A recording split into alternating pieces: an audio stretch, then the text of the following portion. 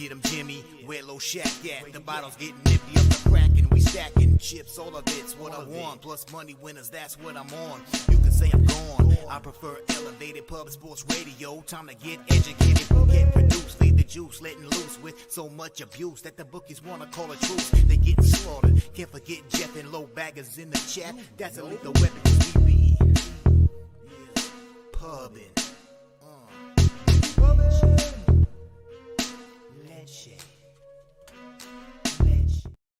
Cappers, gamblers, punters, hustlers, low baggers. Happy Wednesday, August 16th to all of you. Thank you for watching Betting with the Bag right here on Pub Sports Radio. It's poker night, baby. Our first poker night in a long time pops off this evening. Let's go over to the tournament right now. See who we got. All right, 14 right now. We need at least 50. Let's see who's in. Let's go to the old tourney lobby here and see who's in. Who is in? It's loading. Big poker tournament. We have it set at 8 p.m. We got to move it 15 minutes earlier, the live feed that Jose is hosting, just so we can, not panic, not go to 0 to 100 right away, because, you don't want to be doing that. Earl Sports Bets is in. Big Show. Nasty Nate, Peter Loshak, Razor Sharp Pick, Saturated, Say Hey Jose, Ski Profit, Slaughter. Ooh, the Englehart. Hunter Englehart is in it as well. All right, we need more. $50 bounty on the head of Jeff Slaughter if you knock him out. Also, BetOnline is going to be giving us $309 tickets to the Sunday Showdown. Let's just take a look at the Sunday Showdown that we're getting 3 tickets for. Let's get over here. Sunday. The chat wants to know if Dr. Saucy might be available. Yes, Dr. Saucy will be in tonight's poker tournament as well. She'll be signed up, and she plays poker, every night online. So she's zero jokes. Oh, that's fucking terrifying. Watch out for Dr. Saucy, everyone. Yeah, she wants it all. She wants to take everything from you. Your manhood, your money. Let's see where we are for when is the big tournament here? Is that 10,000? More than guaranteed. Where's the Sunday Night Showdown? Okay, I can't find the Sunday Night Showdown. Where is it though? God, I should be able to find it. But it's a big one. It is a very big one here. $109 tickets for the Sunday Night Showdown. Also, the winner gets into the Cappers contest. And man, is the Cappers contest a big deal. $100 buy-in, 5 teams on sides only. Lines come out Thursday early. Then we have the Cappers contest show on Thursdays at 3 p.m. that Jose and I co-host. And that is also members only. Members only, and I think that will make it less public action because Slaughter's going to buy us in for the circa, so we're going to be voting on what our circa picks are that week. So it's a lot of fun. Kong's Clip says, do we have to have FaceTime capabilities to be in poker tournament? No, not at all. Kong's Clips, not at all. I mean, some of us will be live on camera, and if anybody wants to join us live on camera, hit up Jose or myself because we're going to have a whole bunch of people playing live on the YouTube show that we got to start 15 minutes earlier, 7:45. There we go. I can't wait for the poker tournament. I'm pumped up, man. I'm pumped up. 7:45. The show starts 8 p.m. Hands are dealt. You can rebuy for the first 3 levels. There's 15-minute levels. You start with 75 big blinds, and you can rebuy. You can have 3 entries, so you can rebuy twice if you get knocked out. If you get knocked out twice, you can buy back in. The first 3 levels. There you go. I'm coming for blood tonight. I'm hosting the show, and I'm going to fucking win this tournament right in front of everyone's fucking face, too. It's very difficult to host the program and win. I give you a 0% chance of winning. It's just too hard because you're going to be hosting. You're probably going to try to be humorous. You want people to enjoy your company. Yeah. Humorous? I give you a 0% chance of winning. 0. Well, what do you give Dr. Saucy's percentage chance? Well, I have to see how many people are in it, but I think that she would be like, a pick'em to get into the money. She's good. Yeah, she comes for blood. Yeah, she's good. So And Dr. Saucy will be there, and we have more people signing up. Please sign up right now. We want it to be packed out. Nutflush Allen said he's registering today as well. So shout out to our guy Nutflush. Beautiful Troy Torrance is going to be entering as well here. So let's just go back to this 8 p.m. 8 p.m. here. Pub Sports Radio. We have 14 entrants. We need more. We need more than $322 up for grabs, including the prizes. So please sign up for our poker tournament. Shout out to all the cappers in the chat. What a great group here. Ron Crawford, spreadsheet play today is in. Cincinnati -1. He is on the Reds. Copy and paste that right here. Cincinnati -1, and lock this down for our friend Ron Crawford. Also, today's show stars Conor Mac Picks, who's going to be breaking down the entire card with us, guiding us to the cash. But we also have Mr. Pimp Slap himself, Mike M. Has picked out 3 games that he's attacking here, so he'll be joining us intermittently throughout today's show. Stacks play today. Orioles team total over 3.5. Man, the market is moving very fast towards Blake Snell, and I'm just going to sit back. I can't. It's moving 7 cents an hour. So I'm sitting back, and I'm going to wait very patiently before I move on the Baltimore Orioles. Razor Sharp picks, $300. Gamblers first glance money line winner on the Blue Jays at plus 102, 4-0, plus 13.83 units, and 14-5 over his last 19. Going for winner number 5 today. I was at that game. I cashed a big parlay. Nerfy under 8.5. Nerfy in the under 8.5. And I was letting George Springer. I was right in front of George Springer, and I was screaming at him all game, just letting him know how many outs, were, what day it was, what time it was, just giving him information. I was trying to feed him what the weather was going to be tomorrow. I was giving George Springer as much information as possible, and he did not like it. I was wearing his jersey, trying to guide his life, just to make his life easier, and he was nonplussed by my help. But it was glorious. It was a glorious night. I cashed the first 5 under 4.5, or first 5 under 4, and full game under 8, but nothing touched that Nerfy same game parlay with the under 8.5. It was glorious. And Ella's favorite pitcher, Kikuchi, shoved.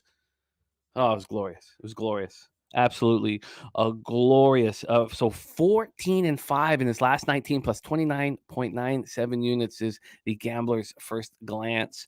Justin McElvey in the house. Dav Fenn, Kong's Clips, Viper MB, Professor Chris. I said, did the new Fangraphs totally mess up anyone else's research this morning? I don't know if I didn't get the new Fangraphs. I used it this morning. I didn't see anything different. Yeah, I'm tripping out. I did drink a lot at the game. Was heavily intoxicated at the game.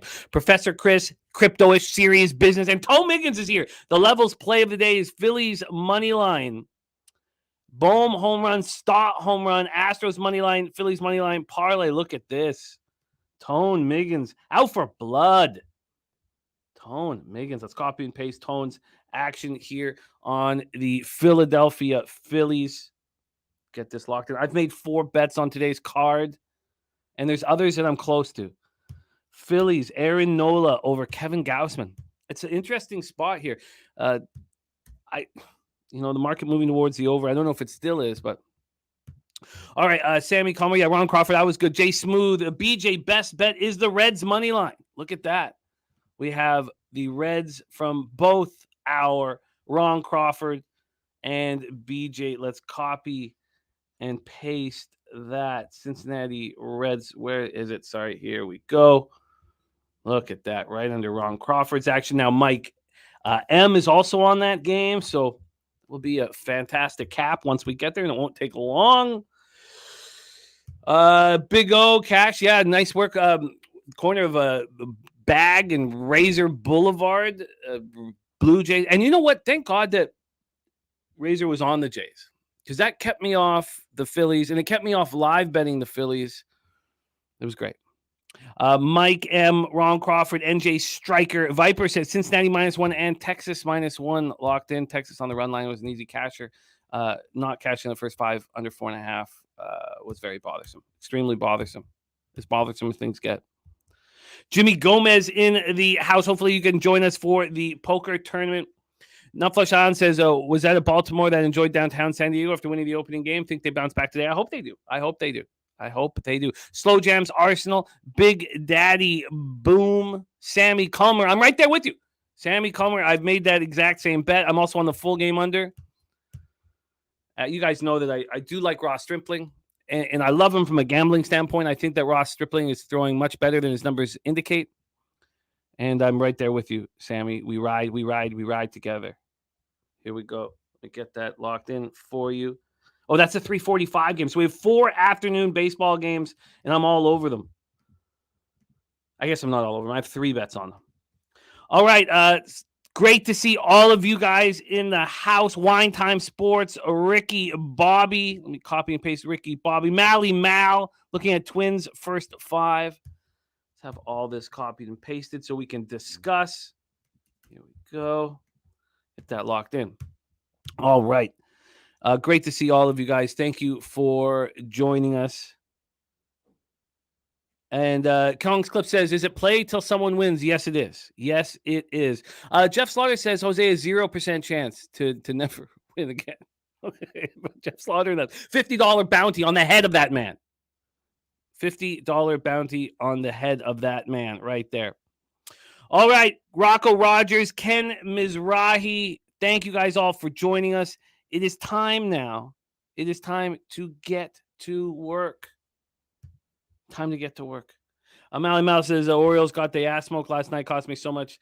Yeah, it was pretty ugly. It was pretty ugly. I did take team totals over 1.5, 2.5, and 3.5 after the 7th inning. So that 9th inning was very lucrative for me. It was very lucrative.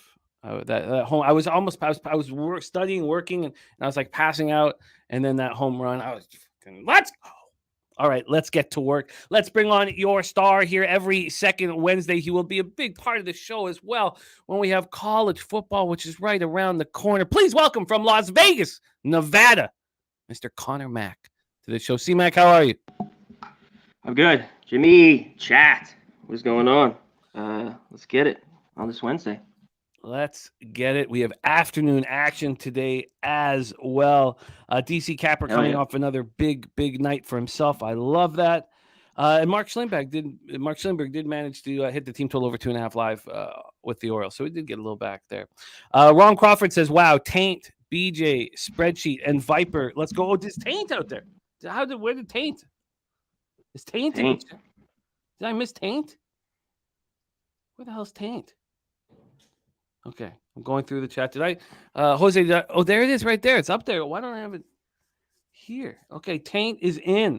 Taint is Reds first 5 minus a half. Look at that. Everybody believing in the Cincinnati. Hey, I like it too. On C-Mac liking it too. So it's moved though a ton from last night. What was it? 150 last night? That was 180. Reds first 5 minus a half at minus 115. All right, beautiful. Oh, and Jimmy Gomez says he'll be playing tonight and recruiting for the game tonight. I love that, Jimmy. Let's go. Remember, if you are looking to open up a new account, or you can always type in Pub Sports. If you go through the link on their website, they will match your first-time deposit up to $1,000. They'll put 100% match on it. Viper ready to get to work. There is Nate Dogg in the house. All right, let's go, C-Mac. We start at 1:10 p.m. Eastern with the ever-daunting pitchers who've just faced each other 5 days earlier, staring us in the face at Target Field. The Detroit Tigers have been a pretty solid road team this year. 13 games under 500 overall, 27-33 on the road. If you bet them every game on the road, you are in the land of profits. Minnesota Twins 63-58, 10 games over 500 at Target Field in Minneapolis. Let's pull up the weather to get us started. We get Swish and Ballpark Pal up here. I probably need to refresh them both, but let's go. We have at Target right now 78 Fahrenheit, 15.6 miles per hour, right to left across the diamond. Very windy. Gets up to 17.9 miles per hour and gets hotter as each pitch is thrown. Ballpark Pal has Target as not that offensive, surprisingly. Wow. Minus 10% home runs, plus 18% doubles and triples, just plus 3% overall. You can imagine that it's always Coors Field and Great American Ballpark, 1-2. Those are the only stadiums that they have double-digit expected percentile of offense added to the game. Let's talk about this. Reese Olson, 2-5, 4.45 ERA, 1.14 WHIP, 58 Ks over 60 and 2/3, 16 walks and 9 homers in his last start right here against Maeda. In Detroit against Maeda. He was excellent. It was a huge bounce back performance for him. The market was indicating he was going to pitch well, and he did exactly that. 8 Ks, no earned runs. On the road, he's got a 3.91 ERA. He's only walked 3 batters in 23 innings. He's only allowed 2 jacks. He's been very good this year, but he did hit a speed bump, and he's bounced back. Kenta Maeda, 3.97 ERA, 1.11 WHIP. He's also pitching very well right now. He allowed a solo shot before he left the ball game after 6 innings. At home, he's been bad this year. 28 and a third, small sample size, 5.40 ERA, 29 Ks, 5 walks. Tigers versus righties since July 15th, 251, 708 OPS. Twins versus righties, 254, 807 OPS. Tigers bullpen, 4.34 ERA since July 15th, and the Twins, 4.84. Londo looking at the under. Joe Yurkovich says this is the third time these pitchers are facing these opponents this year. Every time went under, maybe over this time. Ron Crawford looking at the Twins -1. All right, so let's quickly take a look at the line history and then hand it over to C-Mac for the first game on the board. We'll move to full game. I got first 5 up. I have 2 first 5 bets today. Pinnacle has moved this to 8. Lots of 8.5 still available, but this was moved to 8 at 11:17 a.m. 3 minutes ago. 3 minutes ago, they moved it to 8. From a money line, and now 4 other books just moved it to 8 as well. From a money line standpoint, Olson getting love here. 15 cents of movement at Pinnacle towards the Detroit Tigers from plus 167 down to plus 152. So we have a move to the under and a move to the Tigers. When we take a look at the cash flow for this first game on the card, we have 37% of the tickets, 35% of the cash on the over. 63 and 65 on the under, and we see it moving towards the under. And then sharp action all over the Tigers, 42% of the tickets and 91% of the cash. Here we go. C-Mac, can Reese Olson do it again? Can these pitchers throw their third under against the opponent this season? Floor's yours. Yeah, that's a huge question in this one. Can they do it for the third time? Olson hit that kind of blip up where he had a few bad starts talked about, and his last one was very good against these Twins. Both these teams, I don't trust the sticks very much. I agree with this move to the under. I kind of like it as well. I had the Tigers yesterday, first 5. I'm glad I got it, but I like it here again. I just, I like Olson's stuff. Obviously he throws 95. He's got a very good slider. And I don't trust these Twins. The last thing I wanted to look up here, Jimmy, was the lineups real fast.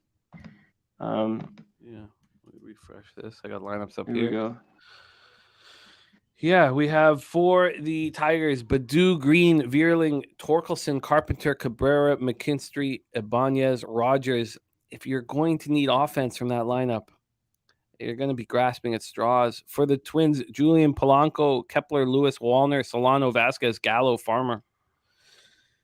2 ugly lineups, but that Twins lineup seems much tougher than the Tigers lineup, and the Twins have been hitting. They have. In Maeda, you kind of have to throw out his home ERA here because that was all. I gave up 10 to the Yankees in May, but he's been really good, the last, 8 starts. But, yeah, I'm looking at the under, and I might pull the trigger here on this Tigers first 5. What's the best number I can get here? Yeah, I get it. Seems like it's just a sharp look. It's funny that the market's going exactly to what happened 5 days ago. But let's take a look. The first 5 we can get you on Reese Olson and the Detroit Tigers. A plus 150. I see a plus 150 at Will Hill and Heritage and Bet Online. And let's see, I'll pull up. They're not showing me Pinnacle, so I'll pull up Pinnacle right here. Pinnacle first 5, we have plus 149. So yeah, plus 150 is the best we can get. Okay. Which would give you the opportunity also to take the plus a half. That would still be plus money. Let's just see what that is. Just if people do like the under and expect lower volatility. It just moved, by the way. The plus 152 is now what the Tigers are first half, and plus a half, they're plus 102. Okay, I think I'm going to move on it. I'll let you know. I'm just going to wait here. What do we got, about an hour? Yeah, we have more than that. We have about hour 40 minutes. Okay. So CMAC possibly moving on Tigers first 5. A possible move on the Tigers first 5. Philly Eagle Flyer on the under first 5 under 4.5. Bet 365 did follow suit and just moved it to 8, according to our friend North Ender. And Philly Eagle Flyer heading to Delaware Park after work. And we have Razor Sharp giving out his full card here on our show. What a guy he is. What a friend of the show. Giving out his whole Delaware Park card. You know how much work he's put into that card? And he just gives it out to all of you guys. Yeah. We're very, very fortunate to shout out with Razor Sharp. Yeah. Cuban Wayne Gretzky looking for Gallo with a bomb. Prime Time says Olsen 9Ks first matchup, 8Ks in the last one. And Vince Armenti says, don't waste your money on the Twins or Tigers. Invest in the Braves. Well, you better have a lot of money if you want to invest in the Braves because they are not cheap. They are not cheap. Okay, CMAC may move on the Tigers first 5.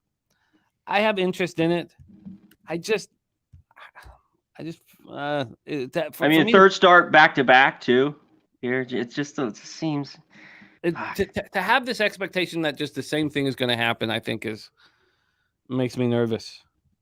So I'm not at this point. I'm not going to move on them. Let's go over, but I have interest. So let's hear when CMAC decides to pull the trigger. I'll be listening to you guys as well. All right, let's move on to the next spot on the board. Pittsburgh Pirates at New York Mets, and for this game, we're calling in a ringer. Star of the Ribeye Play of the Day, star of the Pimp Slap Play of the Day, star of the Hip to Be Square Play of the Day. Please welcome from the Dirty Chester, Mike M, to the show. Mike, good morning, my friend. How are you? Gentlemen, it's a pleasure to be here. I'm doing well, thank you. How are you guys? I'm good. I'm sweating out a bit of booze here, but that's feels like old times. Feels like old times here. I like it. Johan Oviedo going up against Tyler Megel in Citi Field. Let's start with the weather first in New York City. 76 Fahrenheit, 3.8 miles per hour left to right, slightly out. Stays between 3.8 and 4.5. Weather is a non-issue. Let's go to the expectation of offense. There's not much of one. 0% difference here. Plus 12% home runs, minus 4 doubles and triples, minus 5 singles. Let's get into the line history here for this one. I'm on first 5, so let's move over to full game. We have the Mets sitting at Pinnacle at minus 116, minus 125 at Will Hill, 9-cent difference there. They opened up at minus 121. They're now minus 116. We've had a very slight move to the Pittsburgh Pirates. From a total perspective, we have this sitting at 8.5, juice to the over, and this was at 9. So it dropped to 8.5 at 8:30 this morning. Now, I lost on this under yesterday with you guys. The first 5 was easy, and then the bullpen screwed it all up for us. Let's take a look at the cash here for Game 2 of afternoon action. We have 4 afternoon games, 74% of the tickets and 92% of the cash on the Pittsburgh Pirates. It's a lot of money on the Pirates. Then we have 36% of the cash and 36% of the tickets, 82% of cash on the under. Big bets on the under. Market moving towards the under. Robert Franklin looking at Pirates money line. Nate Dogg, Pittsburgh on the run line. Ricky Bobby saying first 5 under, maybe full game over, but he's loving the first 5 under. Oviedo coming off an ugly start. He had been very good. But the market indicated that he was going to get lit up and smoked. And the spreadsheet play of the day was on Abbott and the Reds. You guys were all fading Oviedo in his last start. I stayed off of that, but really felt like I left money on the table watching all of you guys cash on the Reds. On the road, he's got a 4.34 ERA, 239 opponents batting average. He's been pretty good. Tyler Megal, 5 1/3, 9 hits, 6 runs, 5 of which are earned. 7-0 loss at home versus the Braves in his last start. At home, he's been pretty good, though. 3.48 ERA, 242 opponents batting average. Both Megal and Peterson have these extreme splits where they've been so good at home and have struggled on the road. Pirates versus righties since July 15th, 228, 739 OPS. Mets versus righties, 219, 708 OPS. Pirates bullpen, 3.93 ERA. Mets bullpen, 5.87 ERA. And we saw a little bit of that yesterday. There's Fap win in the house. Australian racing today. Rockhampton, race 7. The Stiffmeister. Our friend Fap win. And his vat of lube. I know you're getting a lot of action when you need your lube in a vat. Mike M., you've come to deliver the goods here. You picked 3 games. This is one of them. Take it away, Absolutely, my friend. Yeah, let's slap that lube on the old bookie today and really give it to him. And I think we got a couple of spots to do that with. So, this is a spot that last game of a series in a getaway situation. I'm going to go specifically to the Mets under here. This game under 9 is the number that I've got. I still see it out there at -120. I know it's moved to 8.5, and you guys brought up some great points about that bullpen and kind of the mediocrity or less than mediocrity that there is in that arena here. McGill and Oviedo, though, are 2 guys that are very capable of loosening up the reins and letting that ball get flying. The total moved from 5.5 in the first 5 down to 4.5. So I don't want to miss that whole line or that whole unit 1 run movement from the 5.5 to the 4.5. But fact of the matter is that the Mets, when they're at home and they're off of a loss where the game went over, have gone under 4. It's a 4-13 under spot. So 13 times out of 17, we've seen that rebound situation where either they're tired, they're gassed, they're fired up to play some defense, or they just want to rally and rebound, but the scores stay low consistently. The variables here being McGill and Oviedo. But, another factor here is it's getaway day, and these are obviously tough hitting days. I know C-Mac can attest to that. When these guys are going out of town, those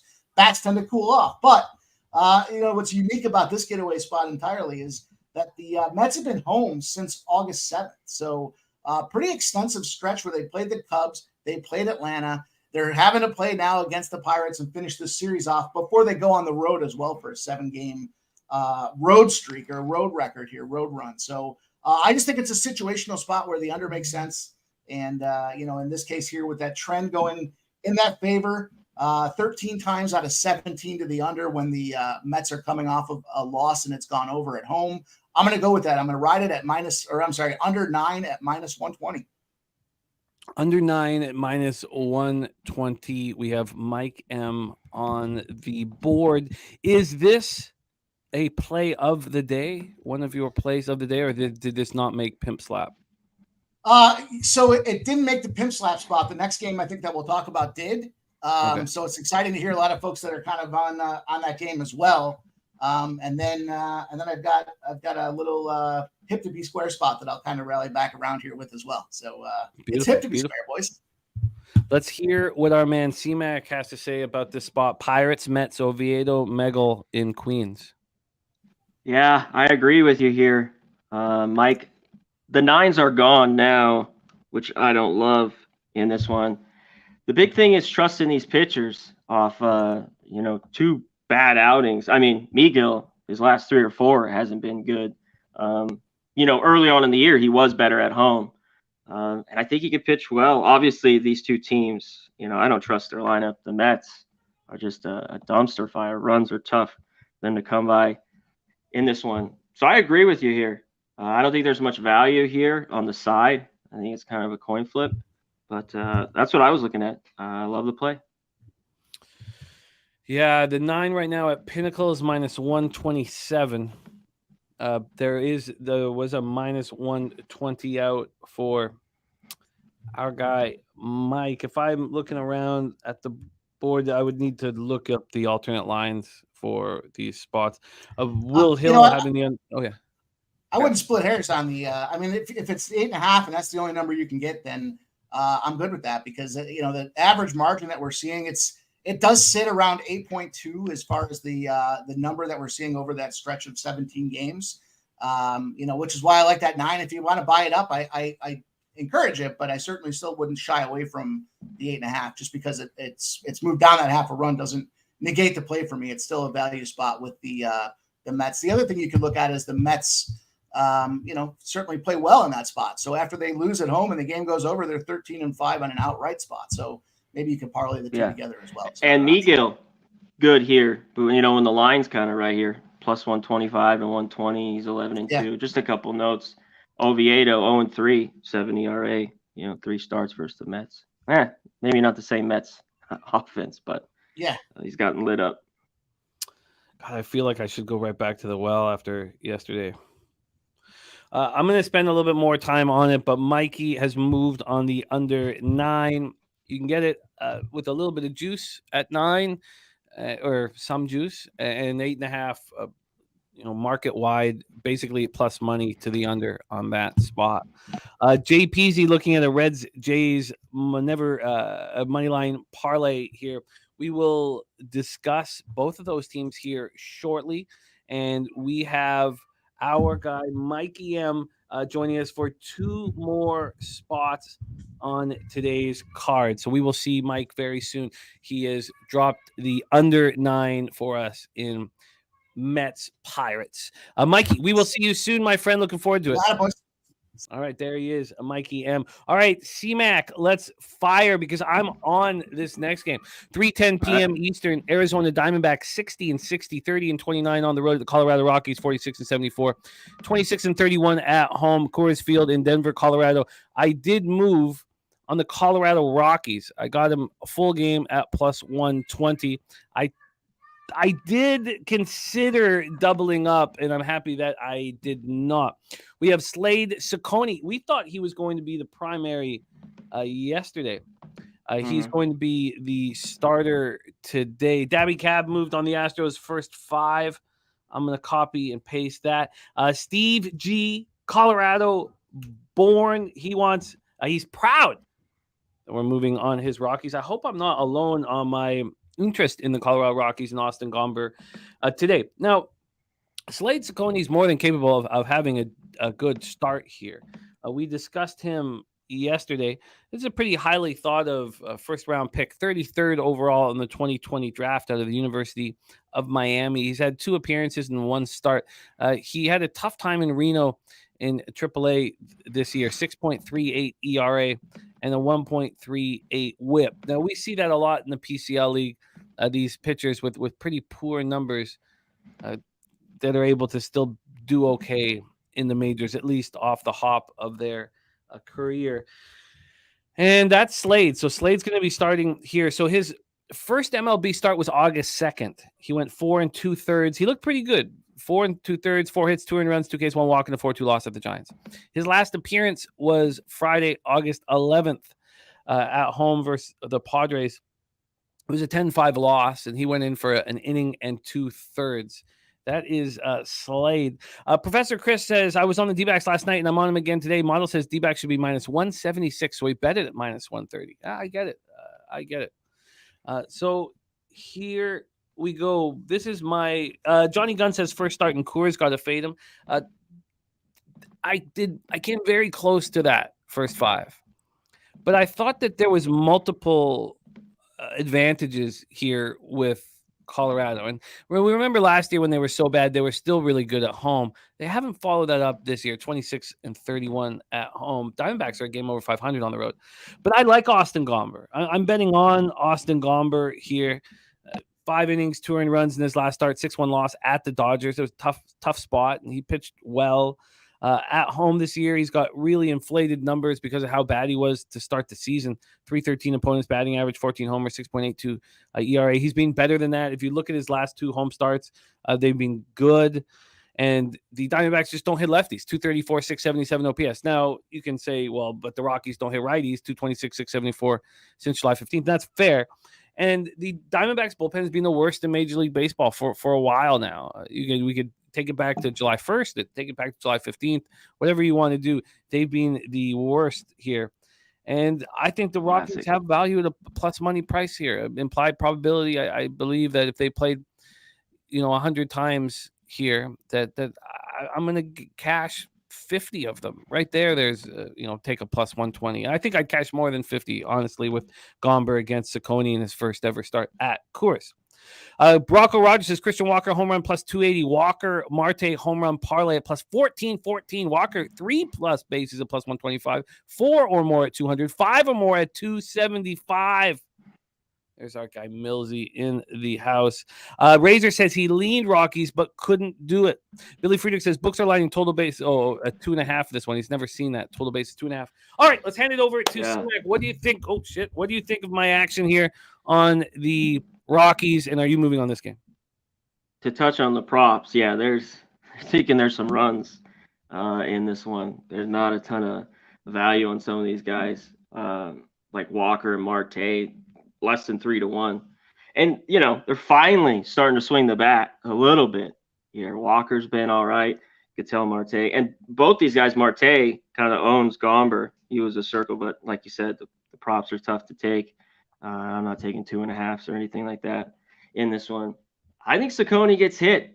For me, this is Rockies or nothing as well here, Jimmy. It's just kind of been good for me. I've lost one time on a Rockies first 5. Other than that, it's just come through with where they blew it later on, and then won the game late. So, man, this was a strong lean for me as well. Gomber's been good as of late, and he's been a bet on for me. And I think the Rockies can get to Slade. And the Rockies, I think there's runs, but this total's 12. The Rockies should hit here at home, but all those games on the road, this team struggles to score runs. And they've been a great under team, all year long, especially the second half. So I'm not going to mess with the total, but I agree with you here. I haven't pulled the trigger, but I like the Rockies. I got in. It opened up plus 120, and it moved at 8:02 this morning. It moved 18 minutes later, but then it got back up to plus 120 when I bet it. I bet it maybe an hour and a half ago, and it back to 120. It's now at plus 118. So there's been 2 cents of movement to the Rockies. As CMAC was saying, this total is very high. It's sitting at 12. And let me just pull this up here. It's sitting at 12, minus 112 to the over. And it opened at minus 113 to the over. So we really had no movement here.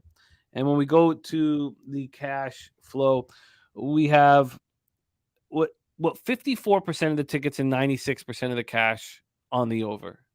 So some huge bets made on the over. But then we have 35% of the tickets and 66% of the cash on the Rockies.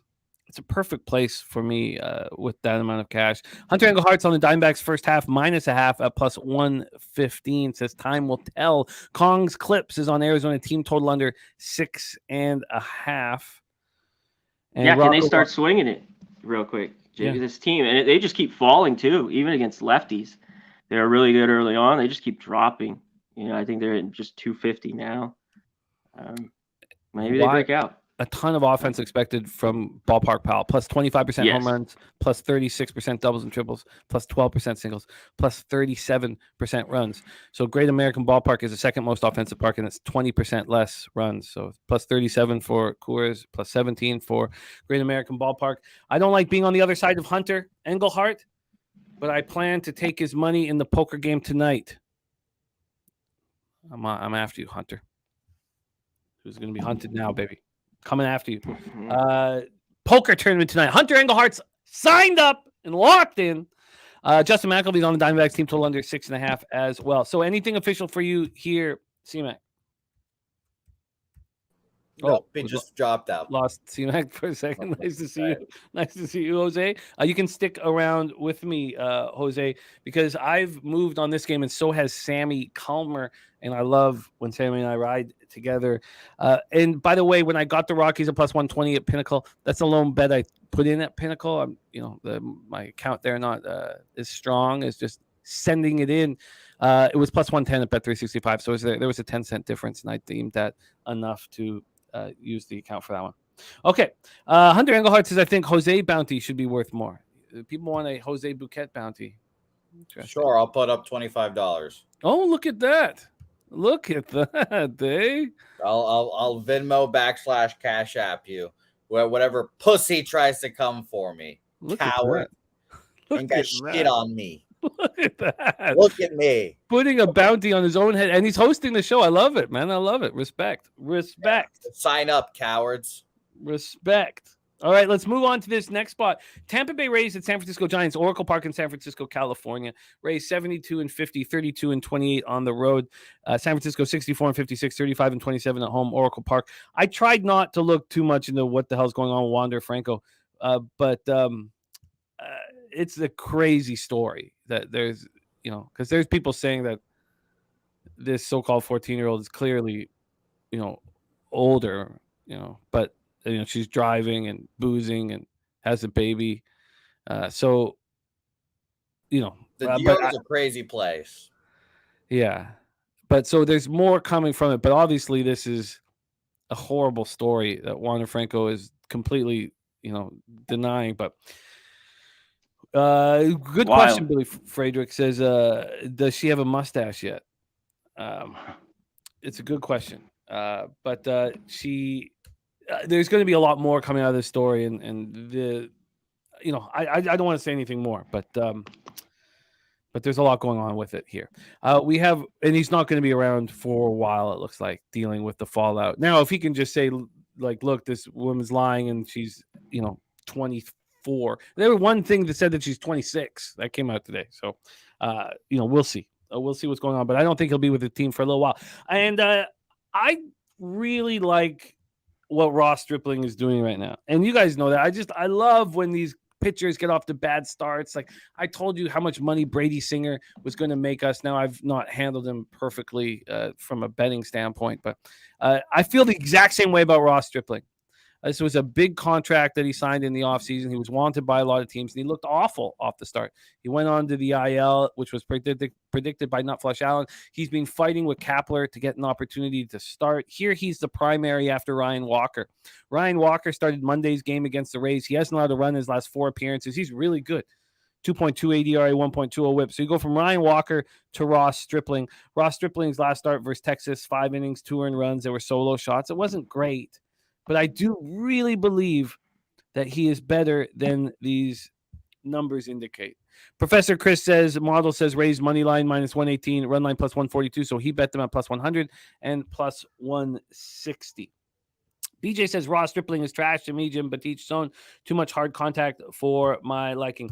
And also I have a bit of a vividness bias because Ross Stripling made us a ton of money last year. And, with Brady Singer and Ross Stripling combined, they were hugely profitable for us. So obviously that's an issue that's, coming into play for me. And that happens, we can talk about it. It happens. I have Savali up here for, whatever reason. And I don't know exactly what he's going to give us down the stretch. I really don't. I don't know if he's elite. I've never really fully understood how good he is. I haven't, but obviously if the Rays believe in him, I believe in him. Let's just go to Stripling's last few performances very quickly here. So at least I can legitimize my stance with Stripling and this idea that he's much better than these numbers indicate. Stripling sitting here with after 72 innings, he has a 5.10 ERA. His whip 1.26. And when we look at his last few performances, he's allowed 4 runs in his last 14 2/3. He's not walked a batter now in how many starts? At least the last 5 starts. He's not walked a batter. He's not walked a batter. For 1, 2, 3, 4, 5, 6, 7. It's been 7 appearances with 0 walks. Say what you want about Stripling, but and you don't have to like him, whatever you want. But he's going to make us money down the stretch because people think he's a shit pitcher, and he's not. And I said the same thing about Lorenzen. Everyone's like, Lorenzen's shit. I said the same thing 3 months ago. I was like, look at the contract. You're going to sign a 1-year, $10 million contract. You don't. These guys, we have experts in the fields believing in these guys to the extent of $10 million contracts. And what was Stripling's contract? What, $24 million for 2 years, something like that? So look, we will see, and that's the fun. You take an angle, and then you put your money on it, and then you deal with the consequences that come. And I'm here expecting Stripling to pitch well tonight. So here, sorry about that little diatribe. Let's go into the weather here first off, and then I don't need to set anything more. I'll just set the lines, and then we'll hear C-Mac's thoughts on the spot. In San Fran, 64 Fahrenheit's warm, really warm on the Pacific Northwest right now. 5.5 miles per hour out, 5.5 to 7.2 miles per hour. Then we have here the expectation of offense at Oracle, minus 26% home runs, plus 10% doubles and triples, plus 9% singles, but it's just an even spot. But it is obviously much, much warmer here. This total has dropped. It opened up at 8.5. It dropped to 8. I love seeing that. And I moved on the first 5 under 4.5 and the full game under 8.5. I love seeing that drop. That makes me very, very pleased. I have not moved on the Giants money line, even if I like Stripling. I just can't. I don't expect any offense from this team ever. And the market has clearly moved in their direction. This is a big move. I mean, we were talking dog to favorite. Whenever we see dog to favorite, I mean, that's a move that you got to pay attention to. They open up at plus 102 at 8:31 this morning. And now they're minus 116 at Pinnacle. So we have 18 cents of movement to the San Francisco Giants. And then when we get to the cash flow here in this one, we have 40% of the tickets and 81% of the cash, and then on the Giants. And then we have a public spot on the under. And the bigger bets have been placed on the over. So the over's at 22 and 37. And I said, you know what? That's fine. Like, not everything's all going to correlate together all the time. And at least the market is moving in this direction. And because the market's doing enough for me, I comfortably moved on it. And just to touch on the hitting here, the Giants versus righties are the worst in the league since July 15th, 203, 622 OPS. And let's hear what C-Mac has to say about this spot. Double up spot for me. This is my lone double up on the board. Rays, Giants. C-Mac, take it away. Yeah, I wrote this down yesterday, last night, to look at this under, because I think these guys can just get through 4 or 5 innings, both these pitchers. I think Savali can go 4 or 5. He probably walks a couple, strikes a few out. Giants scored a few runs yesterday, but like you just talked about, Jimmy, this team can't hit righties. They can't hit left. They can't really hit anything. I'm surprised their record is as good as has been all year. Yeah. The Rays have just been slipping. You talked about how Walker, just the opener, has been good. I think Stripling can go, 3 or 4. I agree with you here. I'm going to move on the full game under as well, 8.5. Oh, I love it. Love hearing that. It gets me pumped up. Afternoon action, C-Mac and I correlating on. Love hearing that. We're looking at full game under here for C-Mac. There's still 8.5s all over the board. The least juice I see right now is minus 119, but I wonder if I could beat that if I just go straight to Pinnacle, even though they're showing an 8 right now. Let me see if I can beat that under 8.5, minus 119. And we have the under 8.5 at minus 118. Under 8.5, minus 118. Look, I got minus 120. I could have got 2 cents cheaper or something like that at Pinnacle, but I just sent it in at minus 120. So I like it. Bookmakers at minus 118 for the under 8.5. Does that work for you, C-Mac? Under 8.5, minus 118? I think that's the best, I don't know. I have to refresh. Maybe Caesars here is 115, but if you could find the minus 115, let's rock it. Hunter Engelhardt, disgusted by the minus 120. He is a man who only moves on plus money spots generally, and respect Hunter. And that little puke face they put up just makes me want to take your money in the poker tournament even more. I'm telling you, just makes me want this. Is just raising the stakes, man. All right. That is Rays, Giants. We are both on the full game under 8.5. I'm also on the first 5 under 4.5 with Sammy Culmer on that one. All right, let's move on to the next spot on the board. And man, do we have a meeting of minds here in the Cleveland Guardians at Cincinnati Reds. A meeting of minds. By the way, someone's burner looking at that Giants nerfy as well. A meeting of the minds. Let's begin to discuss this spot. First off, we have TAINT in the house. I hope that we have more TAINT talk on the unmuted mic. We haven't talked about TAINT enough with our stars. True. It needs to come up, and I'll force it up. But we have the TAINT play of the day here on the Reds' first 5 minus a half. And shout out to TAINT.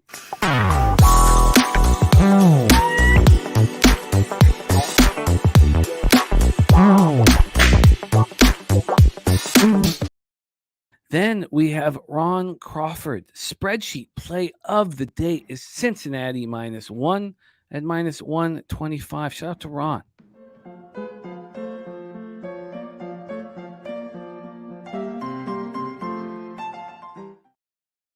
We have BJ's best bet on the Reds money line, 5 units on it. Rocco Rogers, Reds first 5 minus a half. Billy Friedrich on the Reds first 5. Wine Time Sports on the Reds first 5 minus a half. That is a lot of money on the Reds from our guys. Now, a lot of times that's been a red flag when we've seen everybody on the same play. And it hasn't been for the last month on this show. But it has been for the previous 112 months. But for the last month, it has not been a problem. We've ridden together and we've cashed together. Gifted Cartel says Syndergaard 1-1 with 3.71 ERA since changing teams in his career against Reds. Syndergaard 7-0 with a 3.02 ERA in 9 starts. Let's take a look at the weather here. We talked about this being the second most offensive ballpark here today. 80 Fahrenheit, 4.3 miles per hour left to right, and in a very low wind, 4.3 to 4.7. But it is offensive, plus 22% home runs according to Ballpark Pal, plus 14% doubles and triples, plus 17% runs. Let's take a look at the line history here for this one. We'll start with the total. Let me move back to Pinnacle. Sorry, my bad. We're sitting at 9.5 for this total. It opened up at 10. So it dropped to 9.5 last night at 9:38 p.m. So we have a move to the under. And from a money line perspective, we have a big move to these Cincinnati Reds. The Reds opened up at -147. They're now -169. That may not sound like a big move to some of you because an hour and 20 minutes ago, they were at -188. So we've had 19 cents of buyback from that point. That point marked a 41-cent move from the opening line to 10:38 a.m. on the Cincinnati Reds. So clearly, at some point, people are like, well, this is ridiculous. Noah Syndergaard's last start, 4-3 win at home versus the Jays. He was very good. 5 2/3, 1 earned run, 5 Ks, 2 walks. He's been very good in his home starts for Cleveland. On the road this year, he has got lit up and smoked. 28 1/3 innings.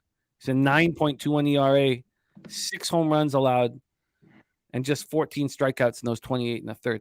Andrew Abbott had a beautiful bounce back start in that 9-2 win at the Pirates. He was looking, just hit a little speed bump, very similar to Reese Olson's. These are strikeout pitchers that have come up from the minors this year and looked very, very good. Little speed bump. He's been great at home this year. 39 1/3, 2.75 ERA. Opponents hitting just 163 against him. Guardians versus lefties is appalling. Since July 15th, 213 average, 573 OPS. Reds 247.42 versus righties. Giants bullpen 4.52 ERA. Reds bullpen 4.91 ERA. So we've heard from Ron Crawford. We've heard from Matty Ice. We've heard from BJ. We've heard from Billy Friedrich. We've heard from Wine Time Sports. We've heard from Rocco Rogers. Everybody's saying Reds. Let's bring in Mike M., star of the Pimp Slap play of the day, to the show. Mike, are you on the Reds train with the crew? You guys must have the sports almanac because I couldn't get there with the Reds. You got a situation with the Reds where they're after a home loss, they're the 5th worst team in Major League Baseball in a rebound situation, 36-47. When they play the Cleveland Guardians, they're 1-9 on the run line. They're 3-7, their last 10 on the money line. But you did touch on something when it came to the Guardians factors against left-handed pitching. And where I'm going to go with this game is I'm going to go to the under.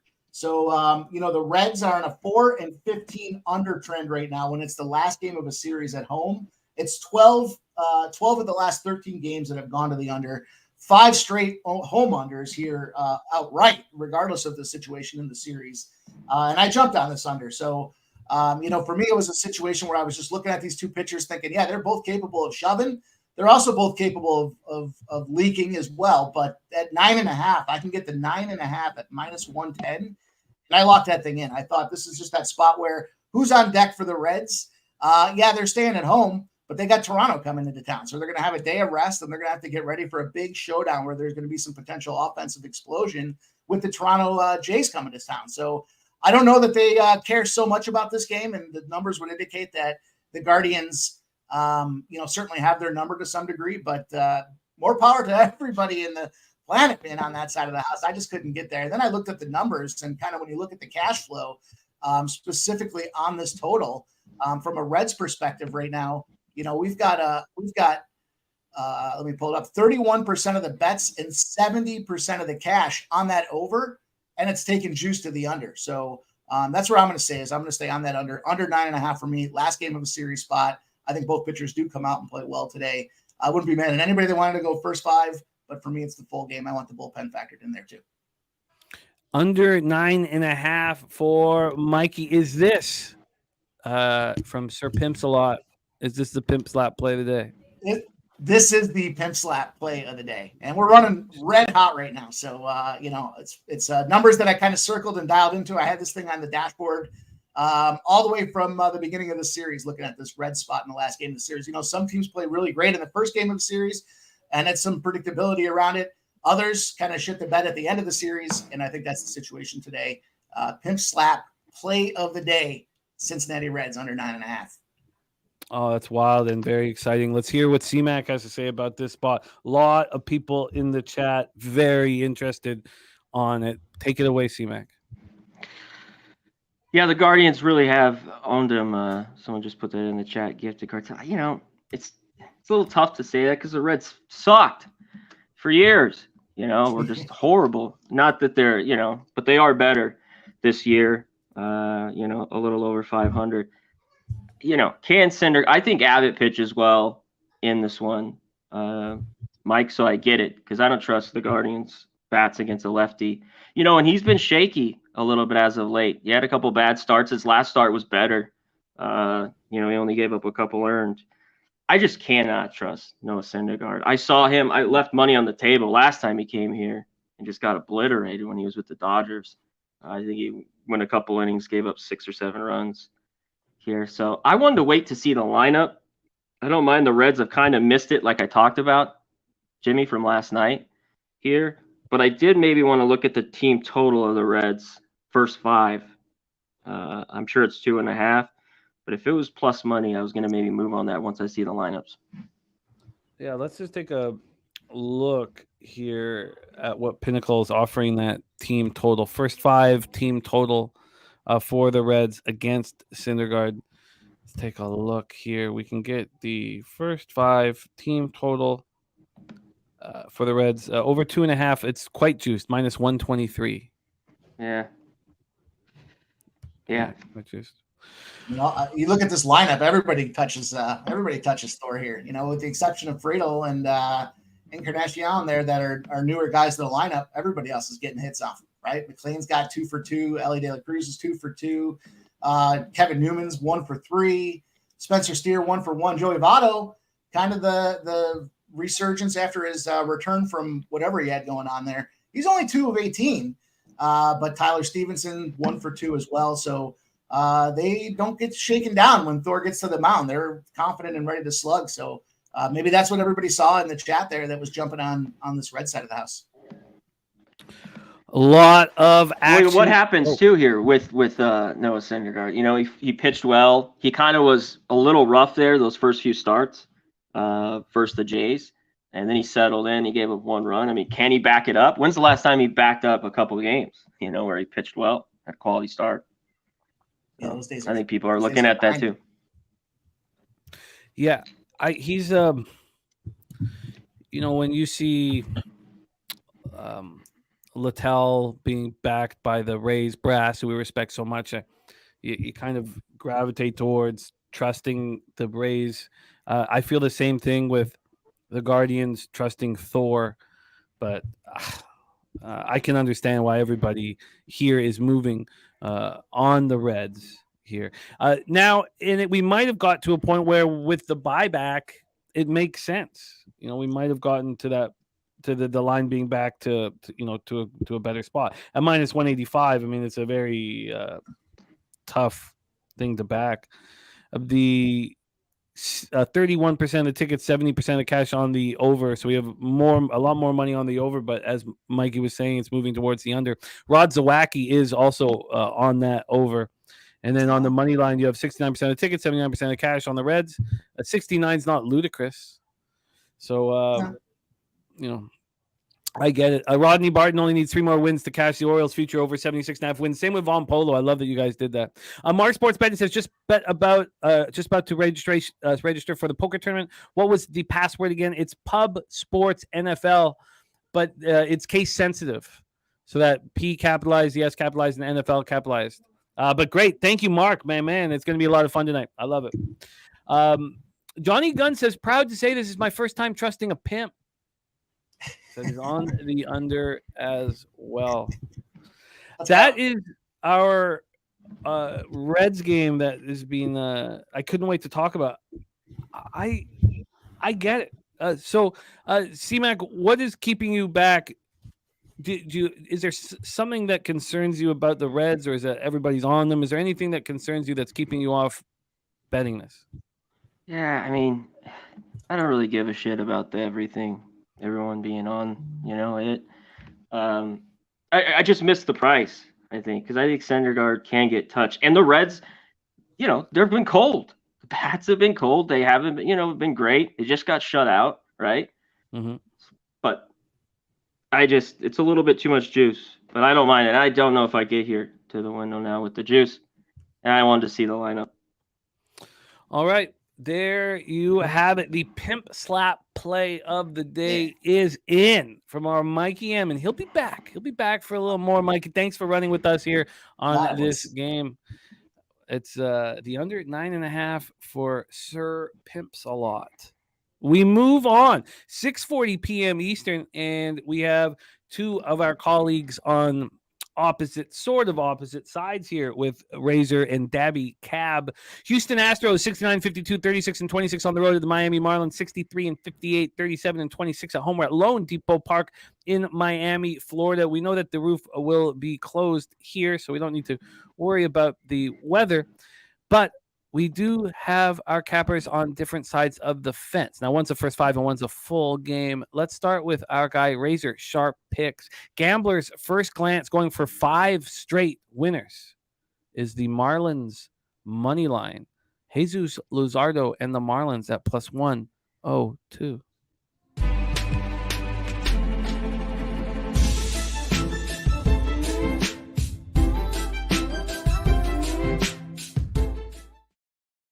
We have Dabra Kadabra on the Astros first 5, trusting Verlander. Let's take a look at this line history. A big move to Luzardo, and this move has happened in the last 5 hours. So this line came out at 4:27 p.m. yesterday. And I guess you could say that there's just been constant movement towards the Marlins, but it didn't really... I mean, at 3:19 a.m., it was only 1 cent off that plus 116 opener.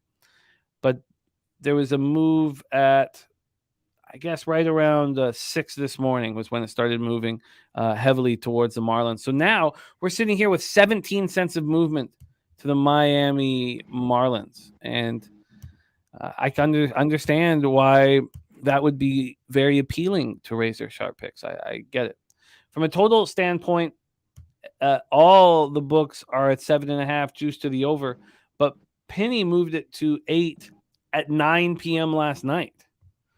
So they moved it to 8, and they're the only book that seems to have. Oh, Bovada is too, which is interesting.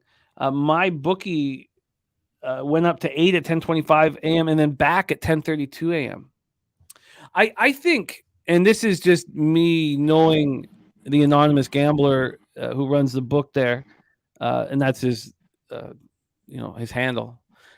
He's really good, man.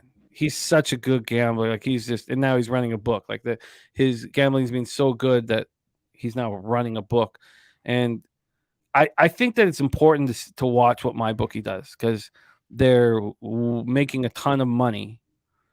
Their odds or whatever he's doing, it's working, and I think it's important to keep an eye. I think it's now. 5 years ago, I don't think anybody would have said this. Now, I think you need to know what lines and what they're doing with their marketplace. So they did move it up to 8. So this opened up at 8. It went to 7.5 at MyBookie at 10 this morning, and then 10.25 back to 8, and then back at 7.5. Okay, so let's take a look at the cash flow there on this one. There's our guy 1777 memorabilia in the house. BetOnline has 7.5. It's 7.5, pretty market wide here, But Pinnacle. I always get nervous when books that I respect bounce it up and down, up and down, up and down. They don't seem to have much clarity on the spot. Yeah. We have 30. Well, let's go with the Astros. 63% of the tickets, 68% of the cash, and the market's moving against them pretty violently. And it's fun when you cap with guys for a long time. You start seeing what they're looking for. This is all the tellings of a gambler's first glance there. 52% of the tickets, 71% of cash on the under, and yet a book like Pinnacle is sitting there with the 8 since last night. So this is tricky. Let's see if we can find some clarity here. We have Verlander with a 3.19 ERA, 1.15 whip on the year, coming off an 11-3 win at home versus the Angels. Quality start, 3 earned runs, 7 Ks, no walks, and 6 innings. On the road, he's not been very good this year. Whether he was playing for the Mets or it's just not been very good. 46 innings, 4.11 ERA, a 254 points batting average. He hasn't been bad, but he's been much better at home. Then you have Luzardo coming off getting lit up and smoked by the Yankees. Now, that was on Friday. We were on the Yankees at plus 125, and that was an action bet that we made where we weren't sure who the pitcher was going to be. We thought it was going to be Randy Vasquez, but we didn't know who it was going to be, but it didn't matter. They're smashing lefties. But the issue there, I guess there's so many similarities to what the Astros are doing against lefties and what the Yankees are doing against lefties. Luzardo just got lit up, at home by the Yankees, and now the market is telling us that the Marlins is the right play. Let's hear what you have to say, C-Mac. Take it away. A wildly interesting spot, Astros Marlins at Lone Depot. Yeah, this is classic gambler's first glance here. Now, the Marlins, favorite here, minus 103, minus 105 in this one. I see both sides. Obviously, the Astros juggernaut. You see Justin Verlander on the mound. It's just that's the automatic bet you look to here. I can't trust the Marlins. I just don't want to. And they think Luzardo's going to pitch well. Those last 4 starts, he was shook in the Yankees. I watched that whole thing.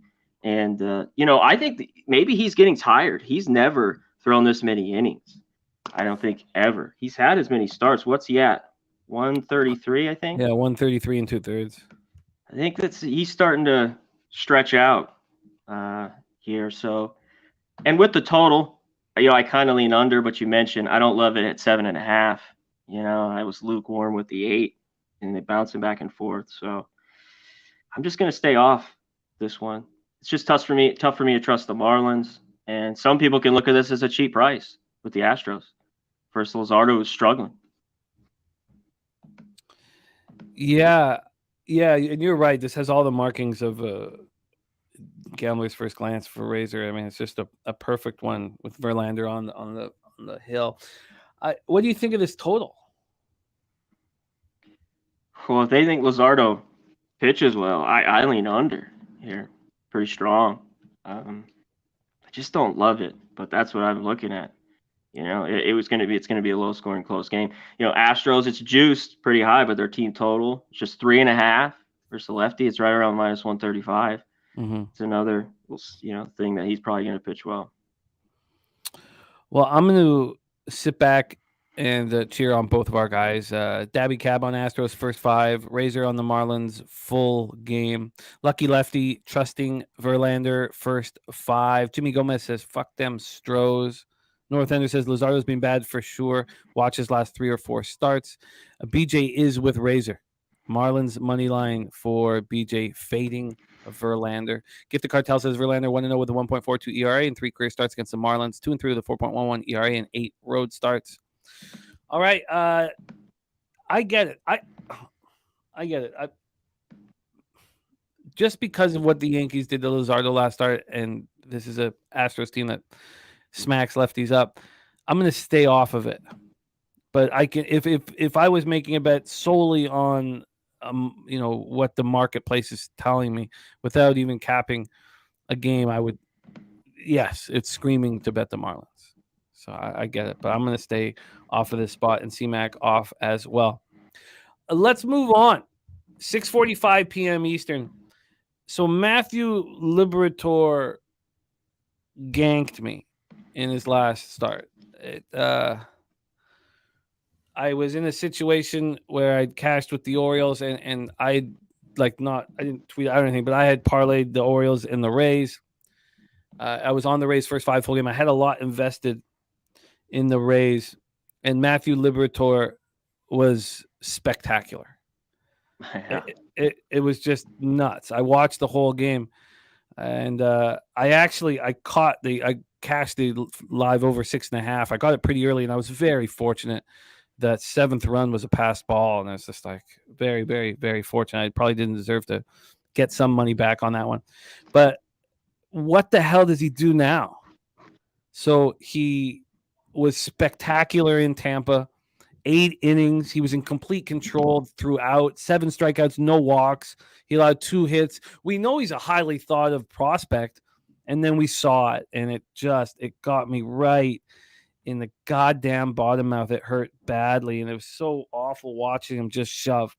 And then you have Paul Blackburn. Look, we all have the vividness bias of him being the first 5 king last year, but he's not pitching very well right now. And is he the best A's pitcher? Or is that go to JP Sears? He's just so.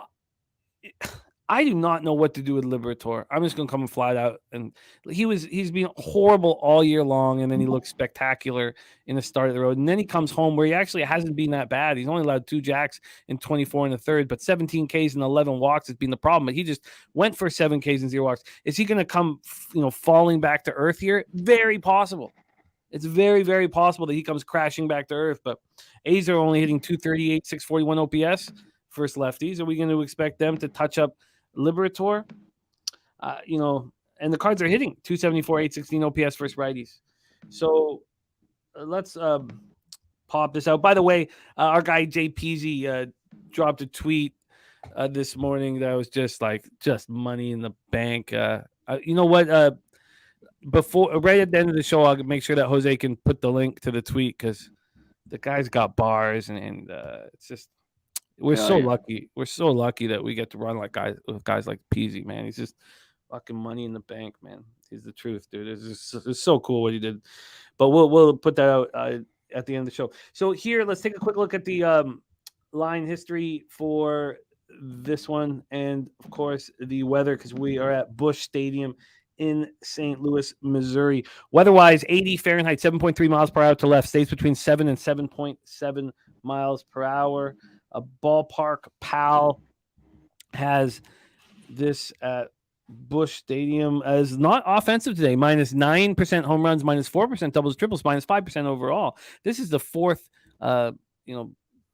least expected offensive situation today, which is a bit surprising.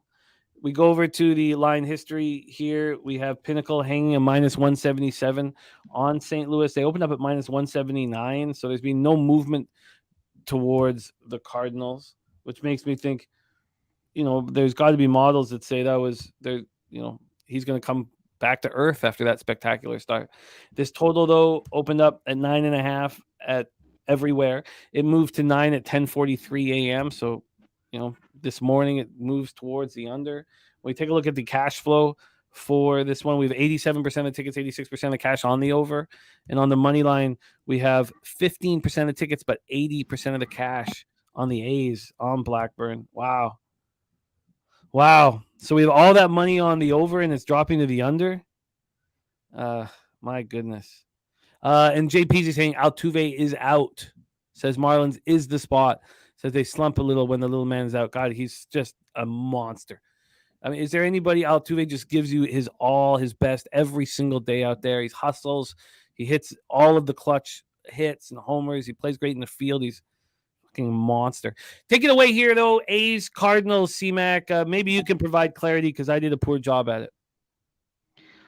Yeah, I doubt Altuve. I know he left the game and the X-rays were negative, but I'm sure he's probably gonna have the day off. He took one off the shin.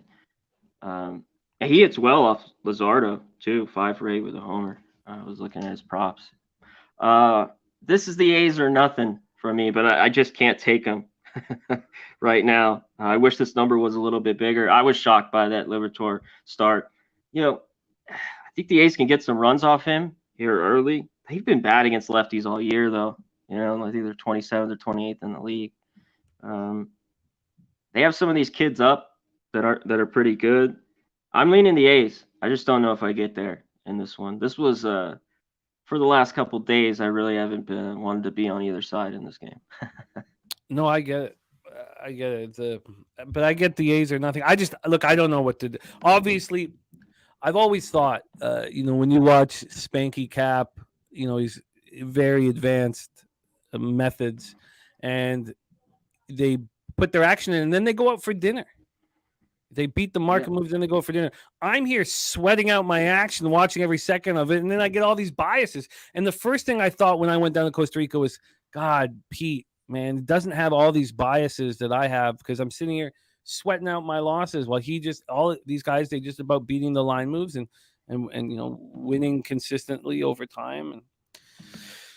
And watching Liberatore screw me has me just befuddled. Let's move on from this one.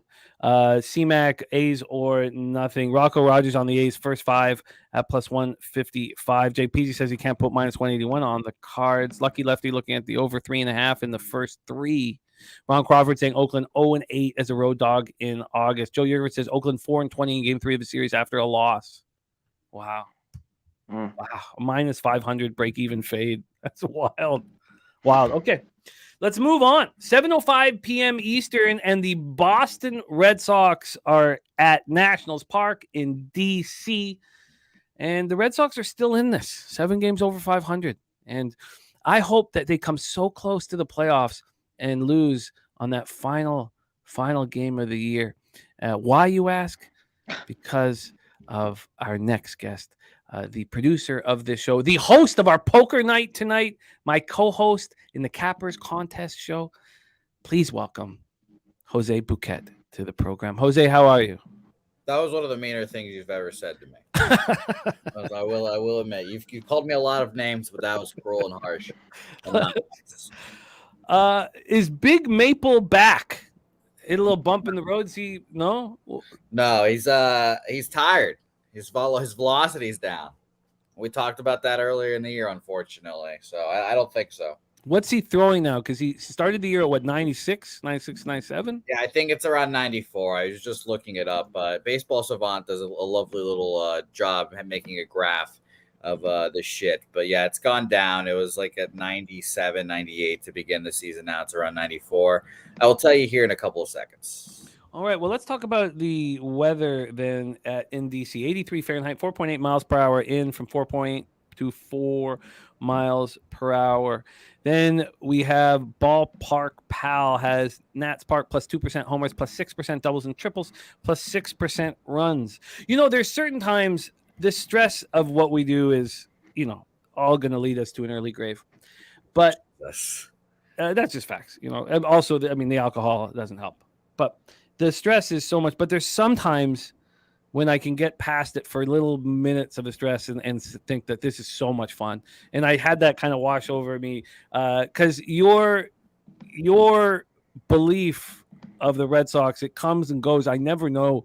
Think they're going to make the playoffs on any given day. Yeah, no, that's how it is. Yeah, of course. I was a Broncos fan for about 3 weeks because the Jets had me fed up. I'm very emotional when it comes to my sports teams. Yeah. Vitalis is going for 8 straight tonight. 8 straight tonight says it's Red Sox under 9 at plus 100. Wow, Vitalis, I'll help retweet that for you, my man. Great work. Look at that. Under 9 at even money for Vitalis here. Under 9 at even money. Okay, so let's set this up for you. We've heard that Paxton velocity is down from Jose, down about 3 miles an hour. His last start, 2-0 win at home versus the Royals, was very good. On the road, he's had a tougher time than he's had at Fenway. 4.07 ERA, 221 opponent's batting average, pretty good, but it's had a tougher time. Mackenzie Gore coming off getting lit up and smoked by the Phillies. The Phillies have been smashing lefties, except for lefties named Kikuchi. God, does he look awesome. I mean, he's just... Ella knows how to pick him.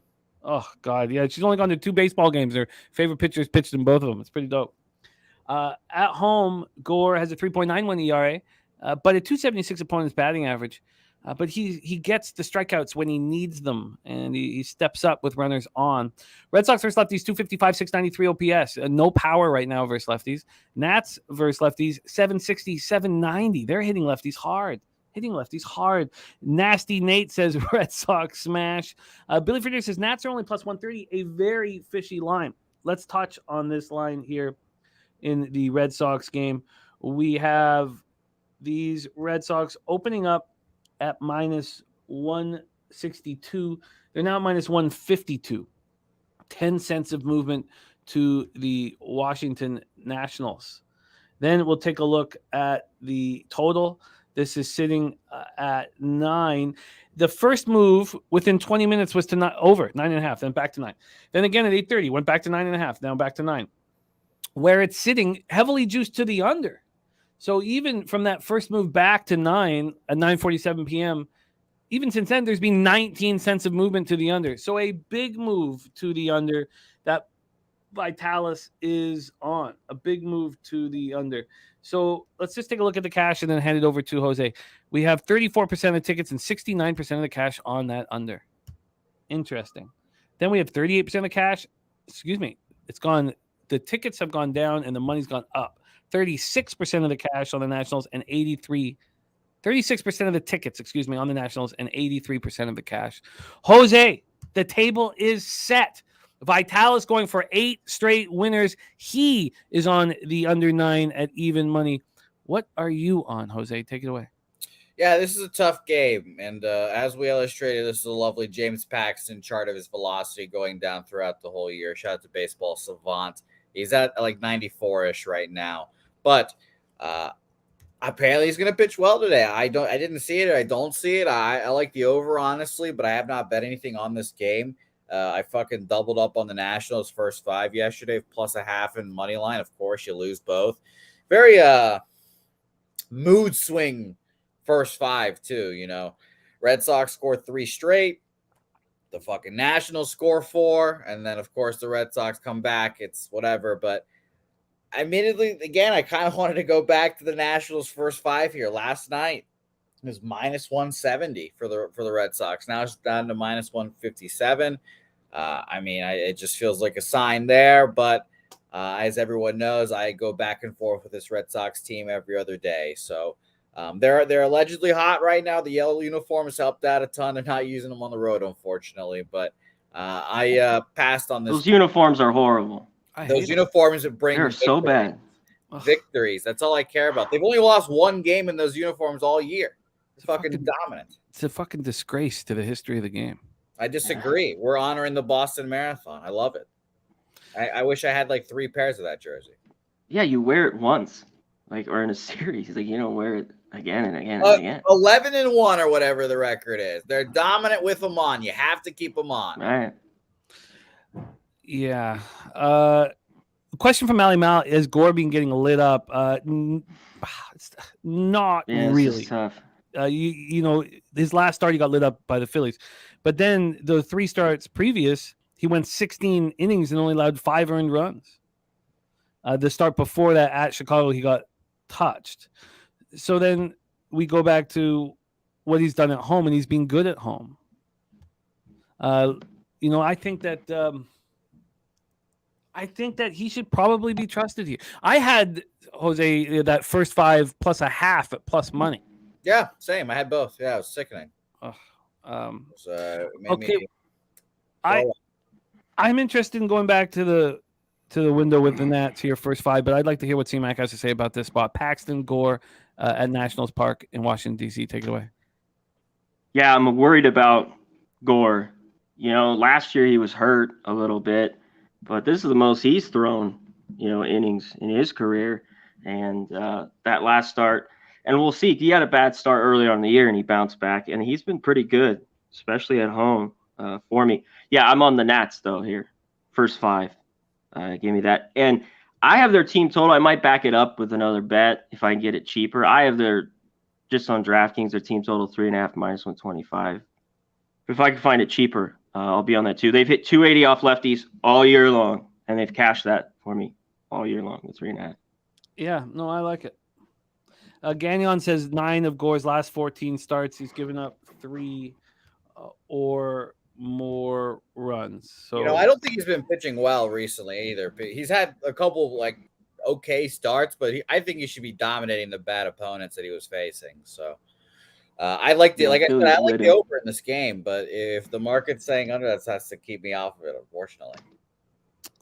Markel also on the Natties. Let's line shop for C-Mac here on the Nats first 5. And I'm going to join them here. Statistically, the Red Sox don't have power against lefties since July 15th, but you watch them every day. Are you concerned with what they're doing against lefties, Jose? I mean, it's a really lefty-heavy lineup is the main issue with it. Guys like Tristan Casas and Duran don't typically, they have been more recently, but they don't typically play against lefties. And Casas has been just incredible, and guys like Duvall have to get it going. But I like Rob Resnider against lefties a lot. He crushes them, and I'll be interested to see Casas continue to get lineup or at bats against lefties too. So I'm not really that worried about him. That's why, again, I like the over, but. I'm shots enough. She always says that if you're going to bet an underdog, take that team total. It's a good way of doing it. Yep. Yeah, it is. Plus 125. I'm just going to see if I can beat that here at Pinnacle for the Nats. First 5. Washington, first 5. Plus 129 is our winner here at Pinnacle. I want this. I just think the implied probability makes sense to me. When we talk about Gore, is the cup half full or half empty? It sort of depends on, I don't know, the person you are, I guess. I look at it, and I look at the cup half full for Gore. His last start at home, quality start, 2 earned runs over 6 innings against Milwaukee. The start before that at home doesn't allow an earned run over 5 innings against San Francisco. The start before that, I think that's when he left. Or was it weather? I forget what happened, but it was only an inning and a third, but that didn't allow a run. And then you have to go back to that we have to go back to June 20th. So if you want to find and then even the start before that on June 3rd, he was a quality start against the Phillies at home. So you have one bad start at home, just one in. He's been good at home lately. Yeah, 2.5 months. So, but I'm getting on your facts are facts, like what you dropped, and so you can kind of bleed whatever stats to suit whatever angle you have. There's enough stats here. Alfred says Gore's a solid pitcher, not bet on, but solid. The second best on the Nats rotation. So I'm gonna tail. I'm gonna take the Nats first 5. I'm gonna take the Nats first 5. And I will mention that we talked about how I thought the Red Sox bullpen was going to be really good this season. They hit a little lull because they got injuries. The Red Sox bullpen is fully back. So I think, honestly, they've got one of the better bullpens in the league. So just be aware of that. Yeah, and the Nats don't. So that's why I'm sticking first 5. Yeah. Yeah, the Nats bullpen got used up yesterday. They pitched really well yesterday, and I doubt they do that again. That one dude says, Jose, don't bet MLB tonight. Save that money for the 3 times buyback and poker. Will you rebuy if you get knocked out? No, I already have all my MLB bets in, so there's no way I'm about rebuying in. By the way, I'll just rattle some off real quick because we already talked about most of these games. Sure. Of course, I'm on the Orioles, but I bet it at a shitty line, what it is now. I bet the Astros last night like a fucking fat, stupid donkey. I fucking hate myself. I bet it at minus 128, hoping, oh, it'll be fucking minus 140 tomorrow. Of course. No, I'm a fucking idiot. And now everyone's on the Marlins. And I'm like, all right, well, I've lost that bet already. Like, I want to bet the Marlins just to get out of this Astros bet, but I already tweeted out, whatever. I don't care. It's fine. I'm pissed off about it. It's probably the worst bet I've made overnight all year. I'm on the Reds with everyone -1, first 5 -0.5, and I'm on Mike M's under because I've been on the Noah Syndergaard train for a little bit now, thinking that, again, the Guardians are a pitching factory that I've now trust more than the Rays, honestly. I have now come to that realization because the Rays just break all of their pitchers. They just tell them to go full 100 and break them all. But, yeah, and then you guys talked about that vividness bias with Liberador. Thankfully for me, I didn't watch a second of his last start. I don't think he's going to do that again. I'm on Oakland A's first 5, and Oakland A's first 5 team total over 2.5. Fuck them. That's why. And my last play is on the Dodgers game, first 5 under, but whatever. Oh, I love hearing that. I'm on that as well. I got nervous about let's bring you back for that because I could have doubled up, but I got nervous, and let's bring you back for that. I've also time-stamped you hating yourself so we can watch it again and again for years to come. Well, good. I'm gonna say it a lot more often. The only shining light that I have is that I bet that that first 5 under last night minus 125 and moved to even money on the show. Fucking game ended 3-0, whatever it was. So yeah, that's my only shining light. But it's a fucking horrible bet, obviously. But we'll figure it out. I love that you called yourself a fat donkey too. So I mean, I am. Look at my fucking fingers. I've got hooves for hands. But these fucking hooves for hands are going to dominate everyone in the fucking poker tournament. Yeah, look at those fingers. Show me those fingers again. Look at them. Look at them. These hooves. I mean, come on. These are sausage fingers. I mean, Helga's not pleased with these fingers, obviously. So. Oh, really? No, never. But buy into the poker tournament tonight. Pub Sports Radio's poker tournament on Bet Online. Sign up. It's very easy. If you guys have any issues, let us know. Jimmy, thankfully for you, we're already going live at 7:45 tonight on the poker stream, so don't worry about that. Okay, good. Okay, good. But yes, sign up. Poker stream will be up to 17. We are up to 17 guys now in our poker tournament. This is exciting. 17 prize pool. Let's go to the lobby, shall we? Let's go to the lobby here. 17 now signed up for. I can't wait, man. We haven't played poker in a long time. I'm looking forward to it, man. I gotta hit the liquor store, and I am looking forward to playing. And it's going to be more action here because we have. We need to. Right around the bubble. Not the bubble, I guess right around at the end of the third level is what I should say. You might want to. There's gonna be a ton of action because you could rebuy. Like if you're low, you got to go all in, and you can rebuy immediately. So there's gonna be cash up for grabs. There's good strats as well.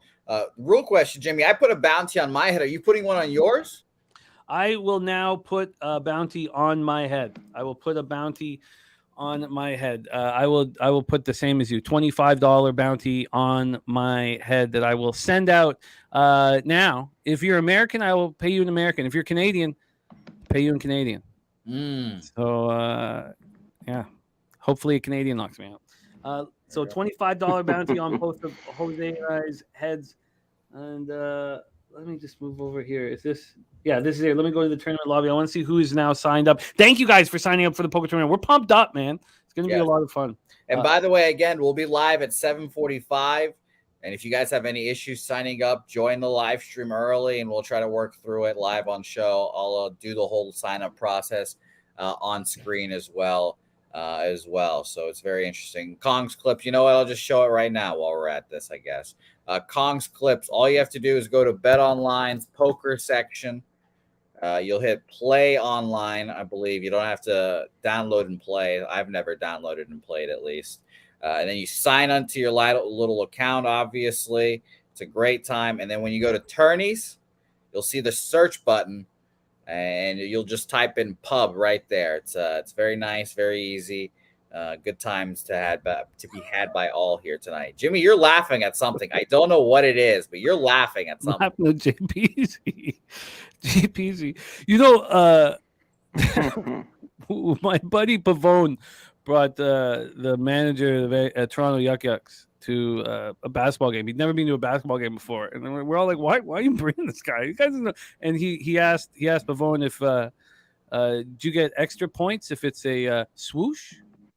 I forgot about that. That's something like Jose calling it shooty hoops. Well, again, I just reminder, I put him in the fucking dirt. I buried Cab 3-0. Didn't even make a shot. My presence was simply too much. Yeah, he's physically more capable than all of us, but mentally we can get in his head, man. We can fuck. Yeah, it's done. You saw that swoosh. You saw that form. Give me coming off a screen right in front of the basket. I'll hit it at 25%. Interesting spot here. Billy Friedrich says French Canadians get what? That's what. So Americans get paid in American. Canadians get paid in Canadian, and French Canadians don't get paid at all. So I'm not, if you're a French Canadian and you knock me out, you're not going to get a fucking dime from me. Okay, blue. Yeah, not a fucking dime from me. Okay, let's move on here. Thank you, Jose, for your insights. I'm rolling with C-Mac on that Nats first 5.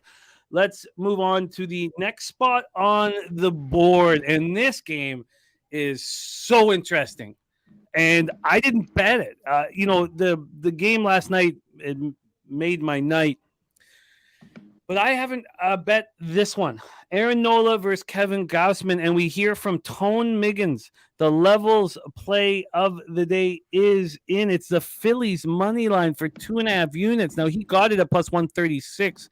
It's gone down. He's also on Bohm Homer and Stott Homer, 8-1 and 11-1 here. Let me pop that in.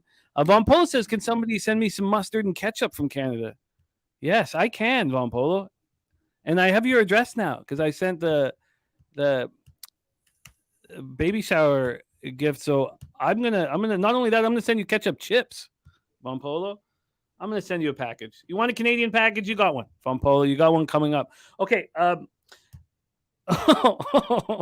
Dabby Cab, Jose, you're gonna have to come back. We have Dabby Cab. Why couldn't you walk? Well, I thought he wasn't wearing shoes because he was on mushrooms. That's what I figured. Whenever I see Dabby Cab barefoot, I'm thinking, oh, he's tripping. Well, he's always barefoot. Is he always barefoot? Yeah. What does a hurt ankle have to do with shooting? We didn't play a full game. I think you're right. I haven't seen Cab wear shoes. Yeah, he never wears shoes. What are we talking about? I don't think I've ever seen. He's a hippie. Yeah. Hippies don't wear shoes, man. Exactly. Have you seen his long hair? You've seen it all. Yeah. No, Dabby Cab can make Dabby excuses. He sprained his ankle walking upstairs like the true athlete he is. He was walking downstairs, actually. Just fucking apparently sprained his ankle, took a tumble downstairs. So prayers for Dabby, I guess. Oh, and by the way, Kong's Clips right here. This is what you do. You sign up. Here's the account. You look at it. And then there's a search bar right there that says pub. And you'll see Pub Sports Radio right there on the tournament section as well. And you can also just go down to Sunday at 8 p.m. because it's all done in time. So you can just, that's another way of doing it, just going down to the Sunday 8 p.m. So there you go. All different ways of doing it. So shout out to you, Kong's Clips. And yes, Dabby Excuses coming out here to play. So I'm glad that he's here.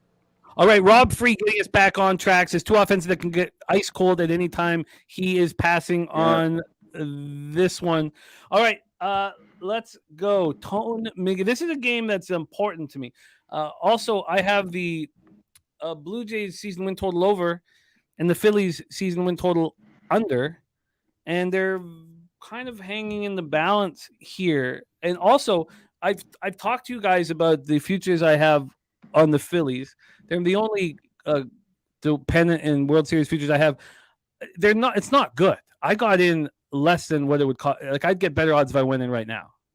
So I went in when they were like 5-6 games under 500, and so I guess because the Braves are so dominant, I could get better numbers now. So it's not as good as it sounds. My action on the Phillies, but let's get back to where Aaron Nola going up against Kevin Gausman, and we'll start with the roof being open. It was a part of the cap last night. And I want you guys to all remember it because the ball just doesn't fly when the roof is closed at Rogers. It doesn't. Even at batting practice, there were very few home runs being hit. When the roof is open, it's nonstop jacks. It's nonstop jacks. So it's so important. I felt like we were a little bit ahead of everybody talking about the roof being closed. Last night, knowing that the roof was closed was a big advantage for us. Tonight, tonight it's going to be open. Let me double check that though right now.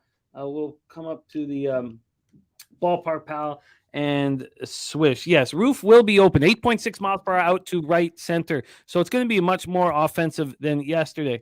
We have plus 15% home runs. I mean, it says it right there. Plus 4% doubles and triples, minus 3% singles, plus 6% runs in this one. Let's go to the line history. I'm really excited about talking about this ball game. I can't wait to hear what C-Mac has to say about it. It feels like two playoff type baseball teams really does when these guys meet up. They play very clean baseball, and their bullpens are very strong. So here we go. We have the Blue Jays opening up at minus 145. They're now minus 142. So a very slight move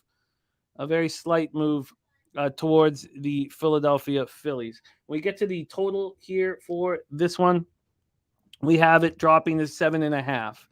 And I could have got the 8, but I honestly just didn't feel that something just didn't feel right about it. I don't know if it's Nola on the road or what. Gausman coming off this spectacular performance. And then another thing is, and this is in my head and I don't want it to be, but whenever I cashed 3 bets. I cashed the parlay with the Nerfy in the under 8.5. I cashed the first 5 under 4 and the full game under 8. And going back to the well the very next day is just not something that seems to work with me. That shouldn't be in my head, but it is in my head. Let's go over to the cash flow for this Phillies game. We have 53% of the tickets and 72% of the cash on the Phillies. Because the Jays can't hit, man. They can't hit. They scare nobody. Vladdy's not hitting. Springer is not hitting. All we have is Whit Merrifield. Whit Merrifield's the most valuable player this year on the Toronto Blue Jays. Now, of course, that's only because Bo Bichette got hurt. But Whit Merrifield has been absolutely spectacular on this team. And he's always on base. He's just been so good. Total-wise, 46% of the tickets, 76% of cash on the under. So, yeah, sharp move on the under. The last on the road, Nola's got a 5.15 ERA. He's allowed 18 home runs, 253 opponent's batting average. But I'm telling you, the Jays don't hit. Gausman looks like he's locked in again. Remember, he got hurt coming out of the All-Star break, and he didn't look very good. He has been very good at home. The Phillies aren't hitting righties. The Jays aren't hitting righties, and both teams are very good. Real Deal Prime says Kikuchi 1.29 ERA since the All-Star break, best in baseball. And that's against Orioles and Phillies, teams that can hit lefties. He's been spectacular, but let's focus on this spot right here. We have the levels play today on the Phillies money line from our guy, Tom Miggins. What's C-Mac doing? Take it away. Roger Center, Toronto, Ontario. Yeah, shout out to my guy, Tone. Yeah, I think there's value with the Phillies. It's just trusting Nola on the road. You know, he's a guy, you know, where he gives a consistently 4 or 5 runs on the road. He had one good start like a month ago. Was it against the Rays where he went 7 1/3 and gave up 1. But I haven't been able to trust him really at all. You know, just one of these trends I was going through. He's 16-31 versus teams with a winning record. Gausman on the flip side, Jimmy, I remember the May 10th. He's gotten hit. Both these guys, you know, only 55 at bats. They're hitting 309 off Nola and 287 off Gausman and like 130 at bats, or maybe it's more. So, but do we trust the offenses here? You know, and Gausman in that start May 10th, we didn't get on the under. I just remember it so much. It was Wheeler Gausman. He had 9 Ks, 6 innings, and I wanted to play that under. So this one just got me spinning around. Phillies here, and I can't trust the bat, so I lean under, but I don't love the 7.5. I think this market move towards the Phillies is telling us that Nola, who is the question mark, is going to pitch well. These I can't trust him. I mean, I get it.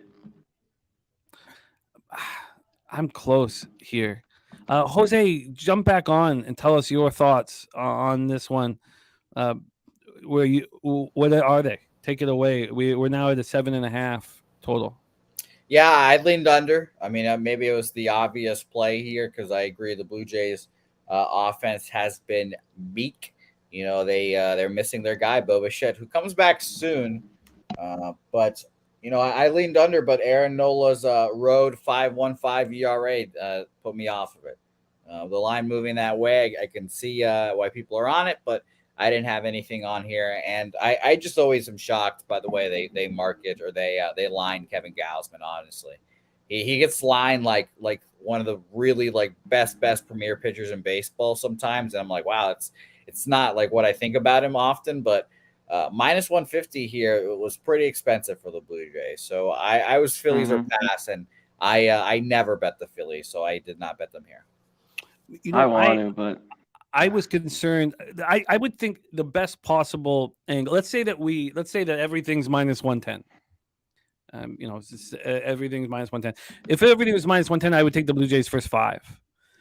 But my fear is that it's too expensive, and I would have to take a minus and a half. And couldn't you see this tied after 5? So, I stayed back. Look at the start against Washington. He makes it through 5 innings, 105 pitches, 5 innings, 100 pitches in the start before to get through 5 1/3, and he got touched for 5 earned runs. Those were both at home. Then we go on the road. Pirates hit him for 5 earned runs in 4 2/3. Quality start at Cleveland, and then CMAC talking about that Tampa start. And if you look at all those teams they played, Tampa he seems to step up against the best teams. At home against the Braves, he shuts them down. No earned runs over 6 innings.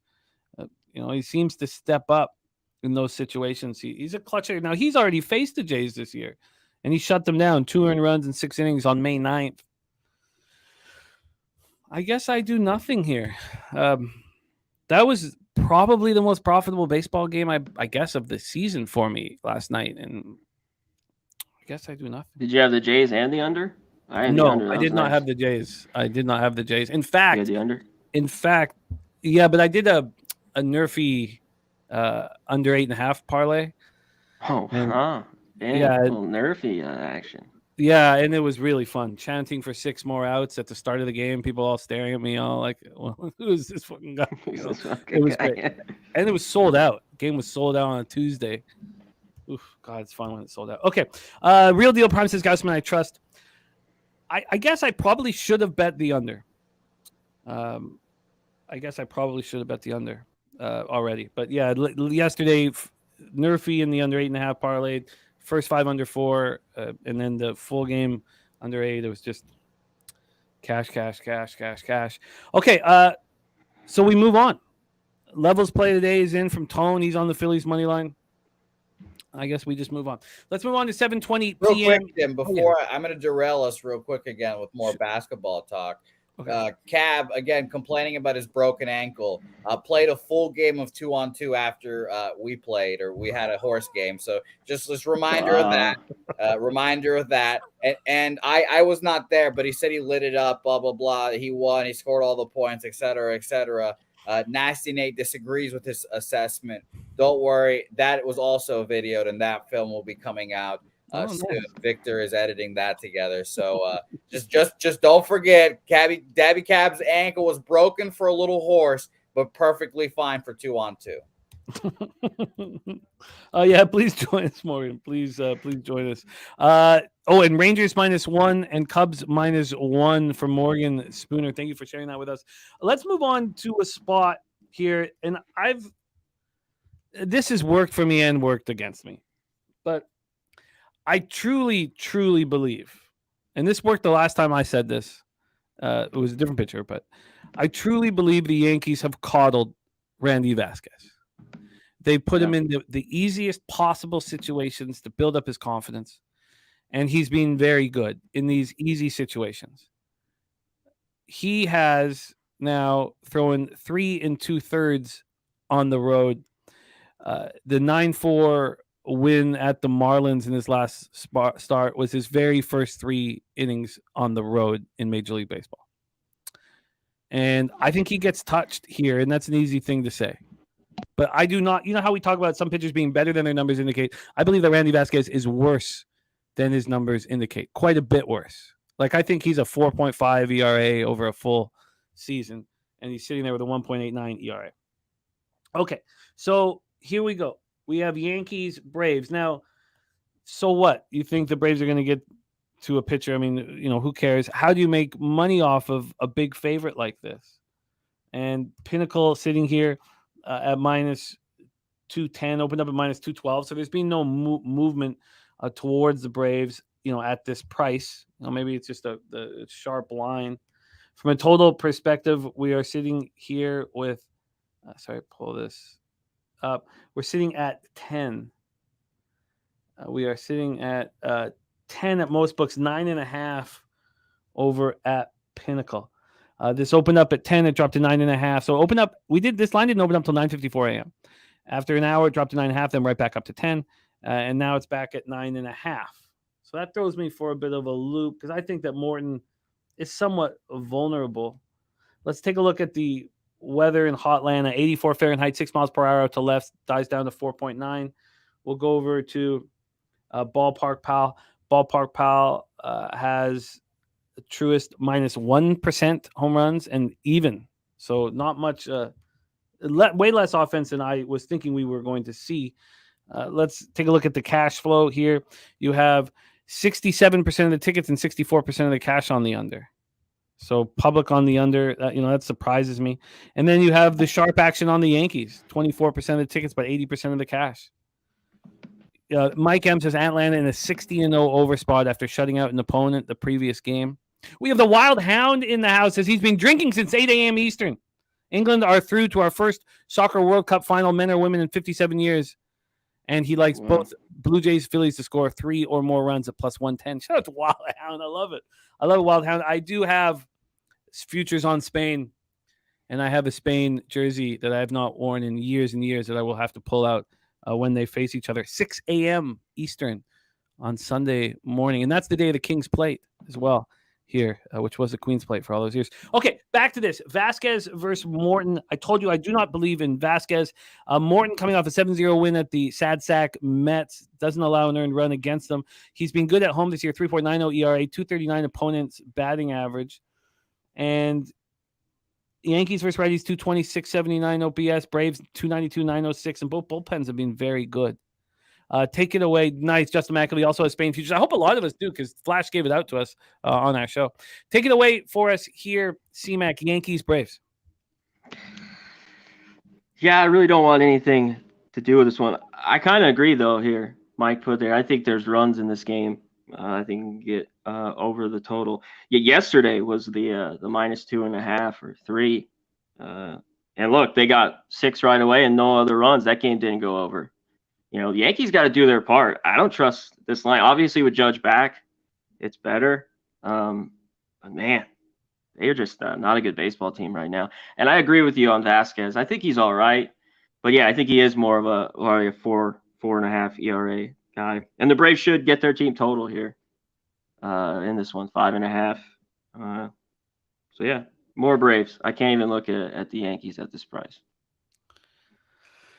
Yeah. And Morton, he was good for a period. He's kind of gone back, but, he's just an innings eater type guy. His record shows it. 3-7. He's 11-10. Just who he is. God, I just fucking hate that this doesn't correlate with where the cash is, really. But you know what? I just feel like these bullpens are very good, and they're setting themselves up for the playoff run. So, first 5 over. I think Vasquez is vulnerable. Even in Morton's last start, 7-0 win, he walked 7 batters in 5 innings. So, yeah, it's a high first 5 over, but I'm going to move on. First 5 over, 5.5 for me. What does Pinnacle have this first 5 over at? Let me just check this right now. 5.5 minus 101. All right, let's roll on. First 5 over, 5.5 for me in Yankees, Braves. I don't trust Vasquez. And, I think the bats can get to Morton. Okay, Rocco is on Seattle over 8.5 at minus, or is on the Seattle over 8.5 at minus 120. We're going to get to that in a second. But we have a ringer. We're pulling out for Los Angeles Angels at Texas Rangers. Globe Life Field, Arlington, Texas. And that man, star the Pimp Slap play of the day, which is already given to us live here. And we have big news surrounding this young man. Please welcome from the Dirty Chester, Mr. Mike M. Yeah. Mike, how are you, buddy? I'm still here, man. Still chilling. This is real quick on that Yankees game there, Yes. or that Atlanta spot team total. Great look. I think that I said that 16-0 trend there after they shut their opponent out. They're averaging 8.7 runs in that next game. So I love that team total, Connor. I mean, my thing is though that I want to focus on Vasquez. So I think I would make that a first 5 team total over, and then I'd be kind of doubling up on the spot, which is I don't need to do to invest that much money. But I believe that that the Yankees and the Braves bullpens are going to show out for the rest of the year. Get would you prefer a first 5, or do you want that full game for the Braves team total? I just prefer the full games personally. So I like to get as much action out of I can when it comes to team totals. I'm variable on the team total game to begin with. So when I see the full game and the opportunity to stretch out at that 8.5 or almost 9 runs, if he does come out there and shove in the first 2 or 3 innings, I'm up Schitt's Creek. Although they do seem to score a lot in the 3rd inning. Seems like the Atlanta Braves seem to fire off that second time through the order. It doesn't matter who they're playing. So I couldn't be mad at that first 5 either. Well, I take the full game. This has always been a sign to me that it's a winning bet. The team total at Pinnacle, they're not letting you bet a 2.5. They're only giving you one number on the first 5 team total. It's 3.5, and it's plus 117 to the over. Wow. That's telling me that now Bet 365. The first, you got to look at what do the books not want you to do. Bet 365 doesn't even offer first 5 team totals. Right. Because they lose, because it's a really good angle for gamblers, and they don't. Okay, I'm gonna look at the Braves first 5. Not a lot of books do, there's not a ton. It's a good, I'm sure that the books, their ROI is smaller on that than any other. Exactly, stuff. And I'm telling you, in some of these games with teams, it's just the 1.5. You just get 2 runs. I think even with a little bit of juice on those, minus 130. Or so they'll cash me. I mean, I'm interested. I want to get to the window fading Vasquez. I think it's a great opportunity to fade Vasquez here, and then not have to deal with Morton and his walks, and who knows if he gets teed off on. All right, so we've heard from Morgan Spooner. He's on the Rangers -1, and we have Mikey M joining us. We also know that the roof will be closed. We don't need to worry about weather. We can go right into the line history here on this Texas Angels spot. We have Detmers looking very bad and gray with a great bounce back start in this last one. This opened up this total at minus 114 to the overnight. It's now minus 102. So we've had 12 cents of movement towards the under, 12 cents of movement towards the under. And from a money line standpoint here on the full game for Angels Rangers, we have minus 169 right now for Texas. And they were minus 177 at the opener at 8:03 a.m. this morning. So we've had 8 cents of movement to the Angels. Surprising. So we have a move to the under and a move to the Angels. Reed Detmers in his last 2 starts has allowed 14 earned runs, 5 homers. He's struck out 4 batters, walked 5. That's what we're dealing with Reed Detmers now. His last start was at Houston. We know what Houston does to lefties. Rangers do the same shit. Rangers hit lefties hard, 254, 809 OPS since July 15th. John Gray, on the other hand, he had allowed 11 earned runs over his last 10 1/3, and we'd made money fading him. And then he shoved. A 2-1 win at the Giants. Jose and I were on the Giants. It was last Friday, and it really bothered me. It was a market-based bet. It was not. But also, I don't trust Gray, so I shouldn't say it's all market-based, but whatever. It is what it is. He shoved and cost me money. Angels versus righties, 237.23 OPS. The Angels bullpen, 5.68 ERA. And Osby, that's dope, says John Jones was at Harrah's this morning. By morning means 3 a.m. Osby, C-Mac, you got to get over to Harrah's and have a beer with Oz. The bartender. Yeah. I've met John Jones. He's a cool guy. We got to get Oz. We got to get a bunch of us over there at Harrah's hanging out with. We got a low bagger bartender, man. It's fucking heaven. But let's hear the plan of action from Mikey M, joining us for the third spot on his card. Angels Rangers, take it away. Absolutely, man. So you guys have been hearing me talk about this Texas thing for probably over a month now, right? This first 5 factor, when they win at home, those next games end up going over. Yesterday's over got a little sweaty. It took us till the 9th inning to get there, but between the 2 games that I was super excited about was that Cubs game and the over. I had the White Sox in the over, and then the Texas spots. And I think between these 2 games, I had maybe 17 bets. I cashed every one of them except for the over in that Cubs 8.5, 10.5, and 11.5. And I'm going right back to the well with this thing again because this spot has just been solid. It's probably one of the most confident in the Major League Baseball playbook that I have right now, and it's that Texas Rangers first 5 situation. There's another team that's a first 5 winner as well, and I'm going to parlay the 2 together here, and it's going to be the hip to be square spot. So play this over if you want. I certainly endorse it. I think both these pitchers are more than capable of getting touched up in these first 5 overs. When Texas wins the first 5, the next game has gone over 20 out of 32 times. So definitely have some confidence at a 62.5 win percentage. The number has been going over the total by over 2 runs as well. So definitely some strong support to that side of it. But this is a fade of Reed Detmers for me. Texas Rangers, when they win the first 5 and they're playing at home, the next game they're 25-9. So I parlayed the Texas Rangers with our boy Jose's favorite spot here, or maybe it's not their favorite spot. I couldn't tell what side he was on today. But when the Boston Red Sox win the first 5, the next game they win outright 20-6. So 20 out of 26 times they've won that next game outright. 19-7 on the run line. I parlayed the 2 together. It's the hip to be square spot for me. I got the Texas Rangers parlayed with the Boston Red Sox, and it's a plus 171 number that I posted on Twitter.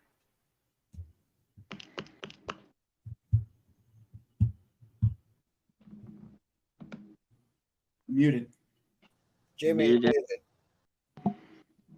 Thank you, guys. Sorry about that. Yeah, the hip to be square play of the day: Red Sox, Rangers, locked in from our Mikey M. What was that number, Mike? Sorry, plus 176. Plus 171 between the 2. Plus 171. Let's hear from C-Mac. Detmers, John Gray. Are you making a move? Yeah, I want to right back on the Rangers, on the run line. The big key is here with Detmers, back to back, giving up 7 runs. Can he be better here? He's just not the same guy on the road. He's had a couple of decent starts early on in the year when he was pitching well, was at home. I like the Rangers here. It just seems can it be 3 days in a row? Yeah. But I might pull the trigger with them, the run line. We're getting a good price. And this has come down to, like you mentioned, Jimmy, this is, it's moving to the Angels I don't love. So I'm going to wait on this one, but that's where I'm looking. Dabby Cab move on the first 5 over 5. Again, we all have our own fucking baggage when it comes to gambling. And it's all different for everybody. And I'll tell you, I'm open with you guys where I got my biases when I fucked up. One stupid thing is like, who cares that I cashed on the Jays under yesterday, but whatever, going right back to the well the next day. But also expecting a pitcher to have a 3rd horrific start in a row has not worked for me. I can't explain it, but it seems like you have the 2 bad starts and then they pitch better on that 3rd start. But it's just my own bullshit. Rocco Rogers says Detmers don't need to give up 7 runs for this to go over. This Angels bullpen stinks. JPG says Rangers Red Sox hip to be square might join you. Never been a square. Cubs Braves. He's looking at Cubs Braves. Okay, so we have the Red Sox Rangers hip to be square play of the day. Dabby Cab on the over at 9. I get it. I get it all. I'm not going to move on this spot. It just something doesn't feel right. And again, I cashed with the Rangers minus 1.5 yesterday very comfortably. So I'm off. But Mike M has given us the hip to be square play of the day at plus 171. He's given us the Pimp Slap play of the day, and that is the under 9.5 in Cleveland, Cincinnati. He's already given us the under 9 in Pirates, Mets. What we have yet to hear, and we don't force brilliance, but we've yet to hear about ribeye. Mikey, is there a ribeye in store? Is you still working on it? We've got Ryan McMahon as my ribeye play of the day today. So available at plus 140 right now. And I think it kind of correlates with this Colorado Rockies spot that I like this Rockies game today. I think we're going to see a spot where McMahon got it done yesterday. He's been productive. The numbers for me are showing a bunch of over spots here. And then when you kind of look at the numbers and the juice on these prop bets, they suggest it is going to be an overfest. Walker's at minus 125 for an RBI. Stupid. Ketel Marte's at plus 106. Keep going down the list here. When I get to Blackman's at plus 145, and then there's McMahon at that plus 140 number. So the volatility with these numbers is kind of jumps off the page at me when you start thinking about playing, sides and totals. But for a plus 140 here, BetMGM, great number. DraftKings has it as well. Give me Ryan McMahon. We'll make him the full suite, the full arsenal of gimmicky names for everybody today on the show, and hopefully I got to keep them all straight now, but hopefully we can get to the bank on all of them. And you know what, I'm excited, man. It's great. I think it's a great card. We got a card that stretches all day. Some really great looking trends here later on as well. So Dean Kramer, keep an eye on that one. I'll drop some tidbits in the chat as you guys keep rolling. Oh, you're the man, Mike. You're so much fun to cap with. You bring a lot. We're very fortunate. You bring a ton to the channel, and we got big news for our guy Mikey M coming up here shortly. New show alert coming up here shortly. You're the man, Mike. Thank you for everything, my man, and I'll be in touch. All right, boys. See you, C-Mac. Shout out to the chat. See you guys later. Need Mikey in the poker tournament this evening. All right, we're 1 minute away from start time. Mike M is on the under 9 in Pittsburgh, New York Mets, and C-Mac was close to moving on the Tigers' first 5. Did you get to the window? No. All right. So I don't start at 1:10 p.m. That's fine. I don't mind starting at 3:10 p.m. with Arizona, Colorado. That's all fine. All right, let's move on. We have a couple games left here. How many do we have? We have 4 games left on the card. All right, let's rock. Next up for us, a lot of people talking about this game in the chat. 8:05 p.m. Eastern. Chicago White Sox 48-72, 23-39 on the road at the Chicago Cubs 61-58, 32-29 at home. I tailed Pimp Slap on the over 8.5 and looked very good after 2 innings, but did not come through for us. Mike Clevenger versus Javier Assad. 2 pitchers I think are really good. 2 pitchers that I trust. Now, Javier Assad has had to fight his way into the starting rotation. He's done just that. And that performance against the Jays last night was extremely impressive. Now, the Jays aren't hitting, but 7 innings, 1 earned run, 1 walk, 2 strikeouts. At home, he's got a 3.63 ERA. He's only allowed 5 jacks in 39 2/3. I believe in Javier Assad. And Clevenger has been pitching very well. I know he had an ugly offseason where a lot of people don't like him. But 6 innings, 3 hits, 1 earned run, 6 Ks, 3 walks, and 9-2 win at home versus the Yankees. On the road, he's not been nearly as good as he's been at home. And that's an important part of this. 4.85 ERA, 260 opponent's batting average. DC Capper looking at the over 10.5 here. And Mike M says 9s are back with Caesars in the Mets game again. 9s are back. Are they? Just move over here. Okay. Yeah, he's on the under. Leroy. Yes, Mike M is on that move. Billy Friedrich on the White Sox first 5 in full game. Billy Friedrich, could you expand on that in the chat as to why you are moving on those spots? Because I was kind of close to not believing in Clevenger here. Let's start with the weather at Wrigley. 75 Fahrenheit, 8.5 miles per hour out. Stays between 8.5 and 8. Ballpark Pal has a Wrigley plus 12% home runs, minus 5% doubles and triples, plus 2% overall. Ricky Bobby looking at the first 5 over. And as I said, Morgan Spooner on the Rangers -1 and the Cubs -1. Hopefully will be in the poker tournament with us. Then we'll move over to the line history on this one. We have the Cubs sitting here at -160. This line came out at 9:56 this morning at -165. 5-cent move towards the White Sox. And we'll pull up the total for this one. This is at 10.5, and it's at 11 at some books. The 10.5 opened at -115 to the over. It's now -113 to the over, so plus money to the under 10.5. Billy Friedrich says Cubs hitters do not hit Clevenger, and I think he's the better starter. So I feel confident betting him at plus money over Assad. That's completely legit.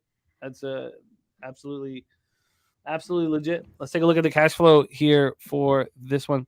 We have 60% of the tickets and 89% of the cash on the over.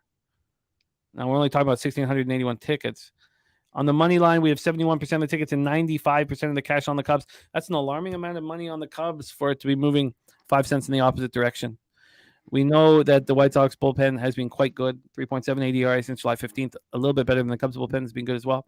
The big difference is Cubs are smashing righties since July 15th. 301 average, 907 OPS, while the White Sox are 243, 676. Rob Free says, give me the Cubs first 5 in full game. What does C-Mac say? Wrigley Field, take it away. Yeah, the Cubs to the sticks come. You mentioned it yesterday, Jenny. Those runs early, and it kind of stalled out. Because I see runs here, but obviously this total's high, 11, 10.5. I don't know if he'll get there. And what do we get from Assad? He pitched kind of well. And, the few innings he would come in. And what was that, this Jays start? His last start, yeah, I believe? Yeah, he was really good. He went 7 innings. And I'm a bit surprised by it. I think he's pretty good, but this one was tough for me. Cubs at this big price. I think there's runs, but I lean the White Sox. And when these teams get together, just throw out the record. And the White Sox won yesterday. I think there's a little value with them here. Clevenger, he's got a 3.5 ERA. That's just typical him. He seems like, the last few starts, 2 against Cleveland. The Yankees' bats were cold, so it kind of made him look better. But I think he goes out there, probably gives up 2 or 3. So yeah, tough. I think I like there to be runs, but just this total's too high. Wind's blowing out. Yeah, Rance liking the under, says it might be a tad high. Yeah, I think it is too. Dav Fenn, by the way, Dav Fenn's action is underway. Our friend Dav Fenn, he's got the under 4.5 first 5 and Tigers plus 140 first 5 as well. Mally Mal says, why the total's so high? Cubs ain't hitting like that. Do you want to move on this, C-Mac? No. All right, let's move on here. I'm going to stay off of that spot because I like Assad, but clearly the market is saying that White Sox should be bet at this price, I guess. I know. Can they score runs? I've struggled with them, the bats. It's like a team like the Phillies are they can just go cold and don't score any runs. Man, it's sickening to bet. To have money on at times. Go back to the total once more. 10.5. So there's been no movement. No movement at 10.5. We have how much was on the? Sorry, let me move quickly. We have 10.5, no movement, and 62% of tickets, 89% of cash on the over. Is it a vividness bias that the Cubs sticks are hot when they're not right now? I mean, is this? Yeah. I like their lineup though. Now day in and day out, but they were scoring. That Red series and a few. They just 15 runs a game or whatever it was, 12. Mm-hmm. Scored 21. All these big bets on the over. I guess it's too high. I think. I'm just. I didn't. This was not part of any plan before now, but I guess I do lean to the under. I'm going to need to study it a little more throughout the day. All right, let's move on. 8:10 p.m. Eastern. Seattle Mariners 63-55, 29-27 on the road at the Kansas City Royals 39-81, 23-27 at home. We're at Kauffman Stadium in Kansas City, Missouri. Let's take a look at the weather here to get this started. 85 Fahrenheit, 10.6 miles per hour to left center. Stays between 10.6 and 8.7 miles per hour. Let's move over to a Ballpark Pal. Ballpark Pal here has Kauffman Stadium is the third most offensive ballpark, minus 13% home runs, but plus 7% doubles and triples, plus 13% singles, and plus 8% runs. Move right into the line history. Then we have MacArthur as the opener, and he was coming out of the bullpen in AAA as well. So he's not a bullpen guy that is stretched out. He's not been starting. So we have the Mariners opening up minus 201. They're now minus 196. That surprised me. Maybe it's a sharp line, but that slight move back to the Royals with MacArthur, and then Marsh is next. So you have James MacArthur, then you have Alec Marsh as the primary. And Marsh is coming off a nice start at Boston. It surprised me. But at home, he's really struggled. Now, the sample size is tiny, 11 innings, 11 hits, 7 earned runs. The thing about Marsh, the reason why, the Royals like him is strikeouts. This guy has struck out 17 batters in 11 innings at home. But, 6 walks. He's allowed 4 jacks. And the Mariners are hitting righties right now, 249, 772. But that pales in comparison to what the Royals are doing against righties, 286, 810. I thought this Royals team was going to be better than the Tigers team. And I was so wrong. And I have to deal with the consequences of betting their win total over. But now they're starting to play sort of like I thought they were capable of earlier in the year. So that's the situation. Did we go to the cash flow here? I think, let me just see if we did. No, we did not. So let's just touch on this cash flow here. 93% of the tickets are on the over. We don't have the money line, but 93% of tickets are on the over. On the money line, 31% of the tickets and 65% of the cash on the Royals and MacArthur to Marsh. And I think I have James MacArthur up here. Just a little bit more of a dive. He was a 12th round pick in the 2018 draft by the Phillies out of Ole Miss. And we have this year he was started out in the Phillies organization at Lehigh Valley. And there at Lehigh Valley, he was starting. But he didn't look good. 7.31 ERA, 1.69 WHIP. Then he moved over to the Royals organization. So that was in Omaha.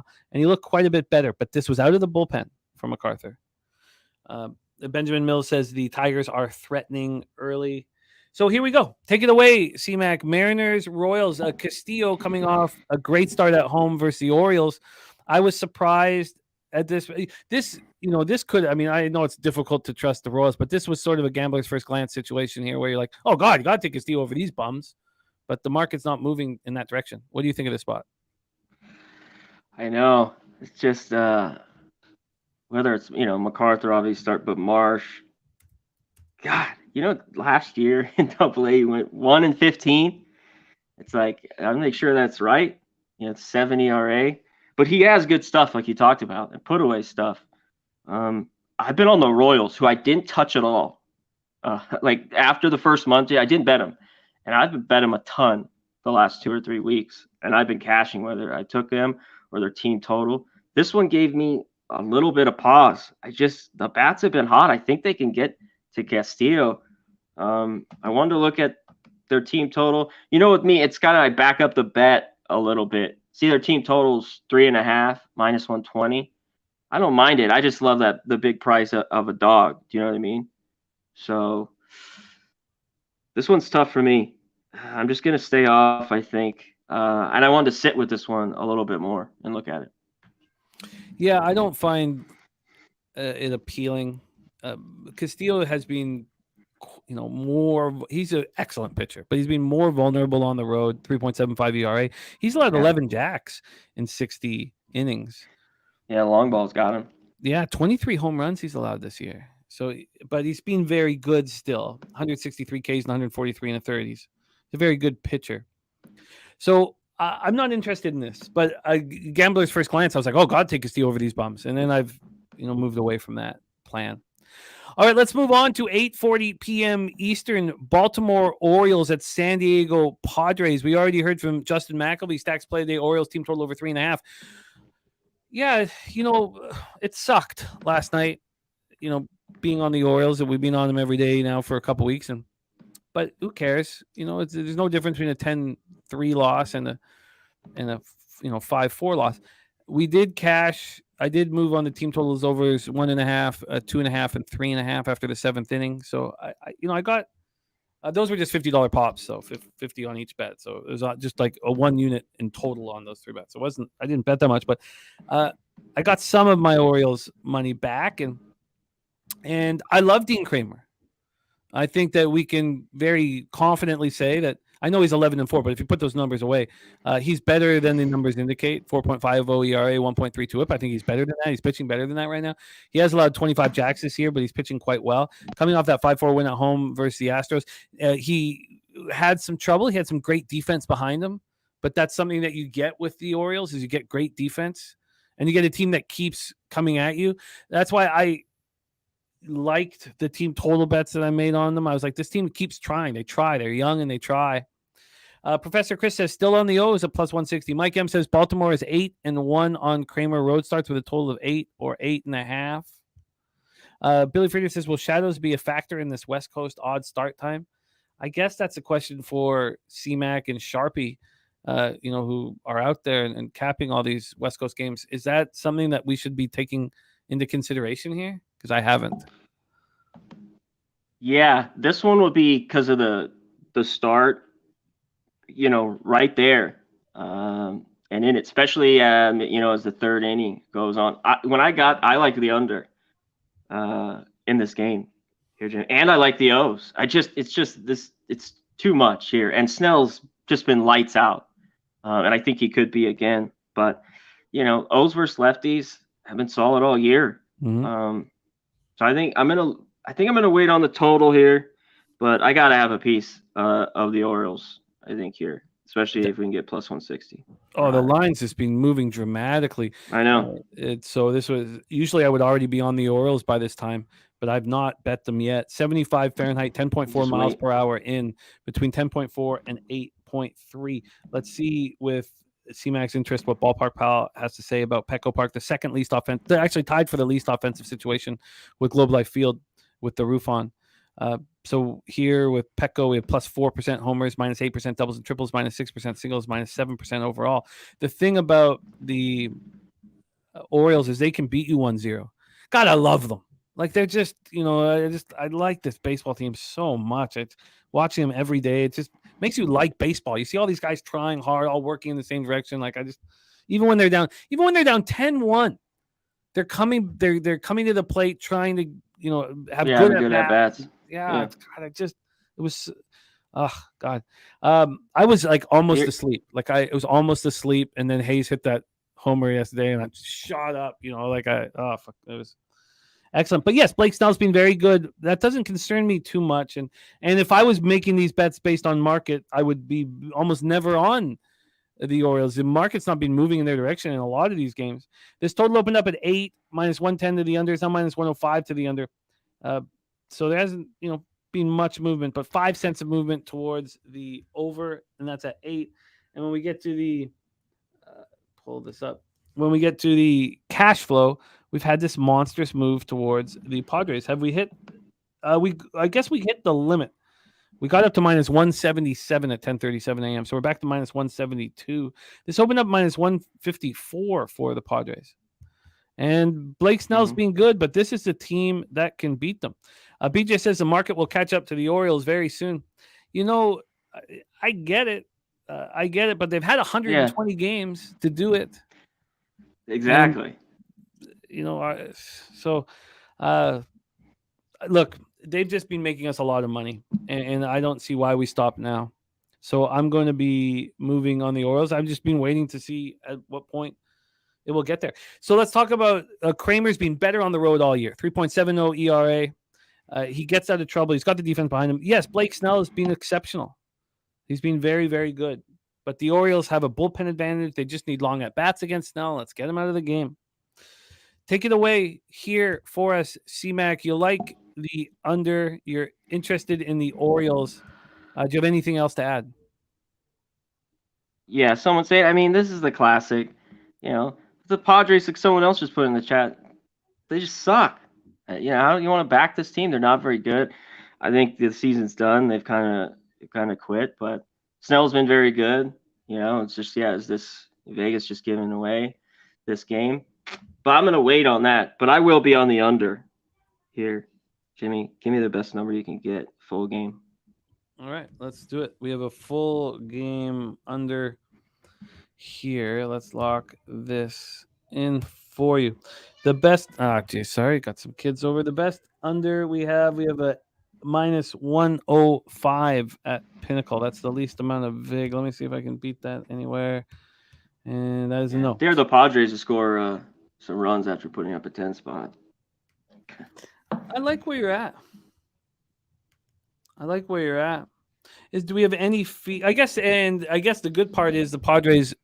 Whenever we talk about the bet, how could you lose the bet? I always do this with every bet I make, and how we would lose this bet is the Padres bullpen, but they didn't use any important pieces yesterday, so at least we have the best arms of a shit bullpen ready to go. I like this. I like where you're at here. Yeah, I like the wind in the shadows. I think I'll take it under 8. Did you have any interest in the first 5 under or the double up or any of that? No, I'm gonna go full game here. So 49% of the tickets, 64% of the cash are on the Padres. 49 and 64. It's 50-50 with the market moving this fast to the Padres. Pretty wild. Then you have 73% of the tickets and 76% of the cash on the over. And that's only a 5-cent move. I wonder if it's this goddamn bullpen. Just before I decide, I'm just going to take one last look at this first 5. I'm not going to double up on this total. And I think the issue for me is, and I love the Orioles bullpen, and they're going to have fresh arms. I don't know why I would have any concern. I guess it would be easier for me to double up on the unders, which I'm not going to do with all this money on the over. So I just want to. You get the hook first 5. Yeah, I think that's worth it. It's at minus 116 at Pinnacle, which means it's moved. It had moved 9 cents in that direction. Okay, that's what I'm going to do. I like your full game. I like it a lot, but I'm not going to double up, and it's going to cost me more juice than what CMAC is using. But I'm going to move on the first 5 under, and of course I'll be on the Orioles full game, and I think that it's not going to go any higher. I think it's probably I don't think so either, but I'll just wait on it. Billy Friedrich likes the Orioles plus a half first 5. Wow, I didn't even think of that. Of course, Billy, that's plus money. Who would have thought? Of course, because you're going up against Snell. Now, I'm not going to do that, but I get it. It's just I'm taking the Orioles full game, and that's my advantage. Is they wear you down, they have heart. But I think that's a nice bet. Okay, but you're right, BJ. The only concern here is the market, and it's been a concern often throughout us betting them every day. So try not to think about it too much. All right, let's move on to the final game on the board. I have moved on the first 5 under 4.5, and so is Jose. Jose's going to join us back here for this game. I hope I didn't double up on this spot. I held back from doubling up, and I had some concern on the full game, and I don't know why. It was the market related, because these bullpens have been very, very good. Milwaukee Brewers at Los Angeles Dodgers. Jose back in business here for us. And we're at Dodger Stadium in Los Angeles, California. It is hot in the Pacific Northwest, Pacific on the West Coast. God, I wish I was out there. I don't want to live here in Toronto. I miss the West Coast so much. 76 Fahrenheit, 7.6 miles per hour out to right field, down to 5.1 miles per hour. Let's pull up a ballpark pal and see what their thoughts on Dodger Stadium. Plus 14% home runs, minus 4% doubles and triples, plus 2% runs. This is our final game on today's show. Wade Miley against Clayton Kershaw. You guys know I love Wade Miley. He just makes us money, and he's consistent, and he's trustworthy. And even against a team like the Dodgers, who are hitting 279, 832 OPS versus lefties since July 15th, I believe in Miley, and he's been great all year. The Brewers are hitting lefties hard too, 259, 772 OPS. Let's just touch on this line history here, and then we'll go to the confidence that Jose has on this. What did I get the first 5 under 4.5? I'd just like to see what I got it at here. I got it at minus 110 at Bet 365, and it's already at minus 118 at Pinnacle, which means it's probably moved here at Bet 365 as well. The first 5 under 4.5 is now minus 120. That's good. Okay, so I beat that move by 10 cents. The full game is at 8, minus 105 to the under, which it's been for a long time at Bet 365. So slightly juiced to the over. We take a look at the cash flow. 37% of the tickets, 77% of the cash is on the under. And why is the full game not moving? Makes me nervous. The 21% of the tickets, 62% of the cash on the Brewers. The thing about these full game unders, when you have them with the Dodgers, is you could be sailing along 1-1 going into the 7th, and the Dodgers will put up 7 runs in an inning, and you're just screwed. Their offense is that capable. Kong's Clips looking at a double up spot here. Wade Miley, Clayton Kershaw. Last start for Miley, 1 earned run, solo shot, 7-3 extra inning loss at home versus the Rockies. On the road, he's got a 2.67 ERA and a 2.05 opponent's batting average. They've only hit 3 home runs off of him and 33 2/3. Kershaw's first start since June 27th was last out at home versus the Rockies, and he looked very good. He allowed 1 solo shot. He's just a very good pitcher. At home, he's been unbelievable. 188 opponent's batting average, 1.71 ERA. He's walked 4 batters in 42 innings. It's greatness. Whenever you see Clayton Kershaw walk on a bump, it's greatness. Now, we know that he's got issues in the playoffs and in very high leverage games, the most important games in his career. He was better in the last few years, but it was a problem before. But he's great. And the bullpens are great. And I was a little nervous on the full game under. Nerfy cashing for Cody Norton. Great job. Jose, talk to us about your bet here, the first 5 under 4.5. Yeah, I just obviously I think Clayton Kershaw just walks through the Brewers lineup. The Brewers suck against lefties, and my only concern here is the second start coming off the IL. We'll see how that goes for him, but he cruised along. I think he'll do it again.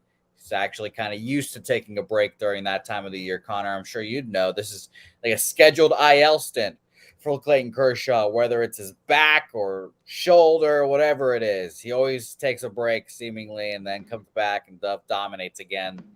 Wade Miley is obviously the guy that we're all worried about here when we're, going under here. And he's faced these Dodgers before. 5 innings, 6 hits, 7 earned runs, 3 home runs allowed in that start. I just think he's better than that. I just think he can pitch better than that. I think he'll want to be motivated to bounce back and pitch well here against the Dodgers squad that's obviously very good.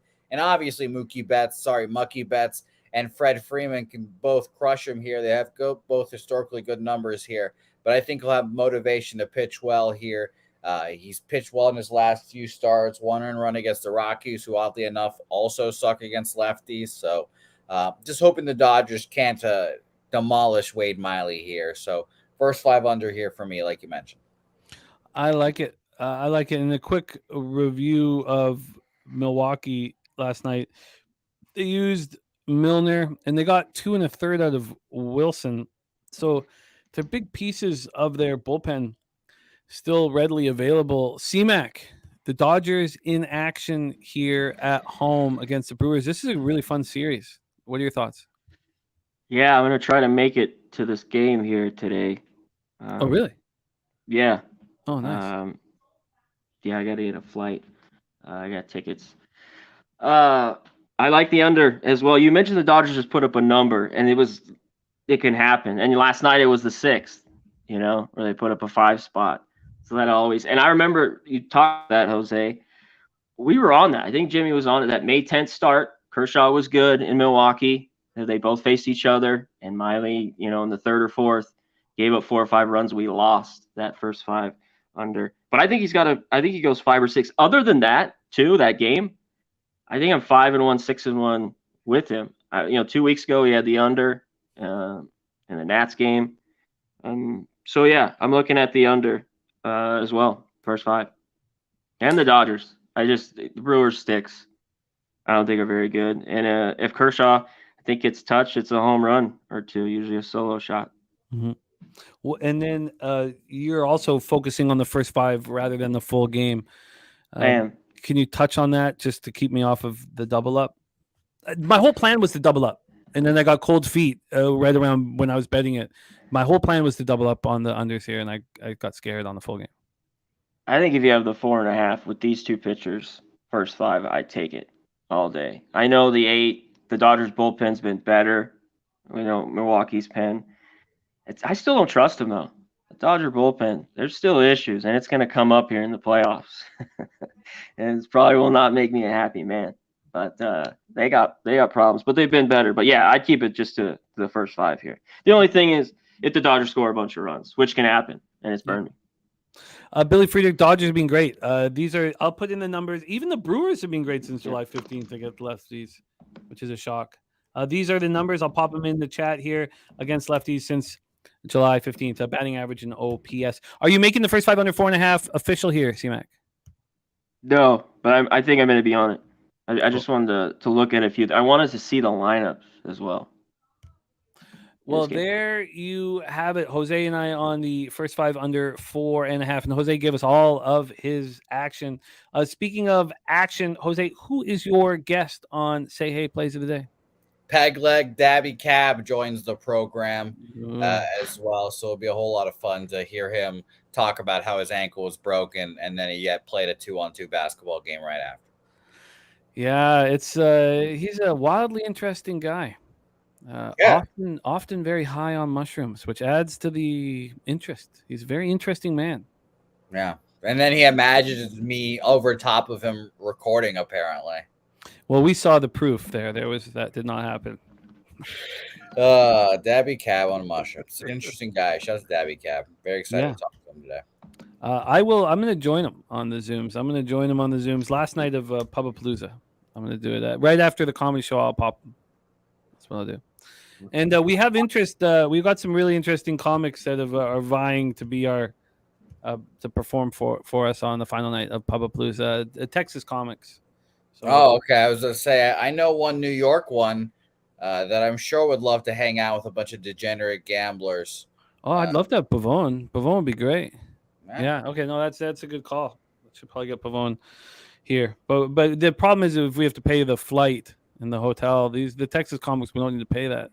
That's true. Yes, I know. Pavy's an expensive guy. Yes, he's a high class.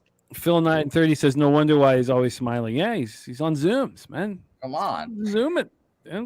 All right, let's review all action here and go through everybody's action. So stay with us here, Jose, and great job today, C-Mac, as always.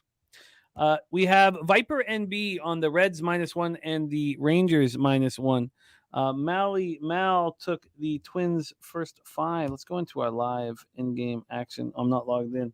We have 2 runners on here for the Pirates, and the Twins are up 1-0. I wonder if that first 5 is going to cash. I'm very interested in all that. All right. Yes, I'm not on a substance that would impair my judgment. Okay. All right. So there we go. Ricky Bobby, Reds first 5, Rangers first 5 over. Cubs first 5 over, Mets first 5 under is a parlay he's thinking about. C-Mac thought about the Tigers first 5 and he stayed off. She's probably feeling good about that right now. And Billy Free's saying Tigers have running on third with 1 out. Okay, thank you. So maybe it's a little better. We were given the whole card from Razor Sharp Picks for Delaware Park today. And we're very, very fortunate to get this full card. For those of you who missed it, I'm going to pop it in the chat here. And thank you to Razor Sharp Picks, who not only gave us the Gambler's First Glance, but he's now given us his whole card at Delaware Park. Mike gets his card started with the under 9 at -120 in Pirates, and the Mets got out of that inning. So that live total is now at 7.5. The live total in Detroit, Minnesota is now at 7.5 as well. And there's 2 out now, so that can't get sacrificed in. So yeah, Billy Freeze saying Megal got out of the second. So then we have the Rockies. I did not know this, but Mikey is also on the Rockies. He did not give that out on the show. I'm on the Rockies at +120. And the ribeye play today from Mike M is Ryan McMahon at +140.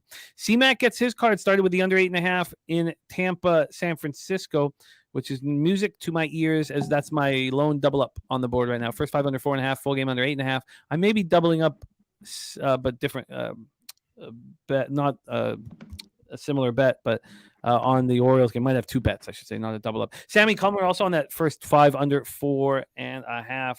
Then we have a lot of action on the Reds game. Ron Crawford spreadsheet play today is on the Reds.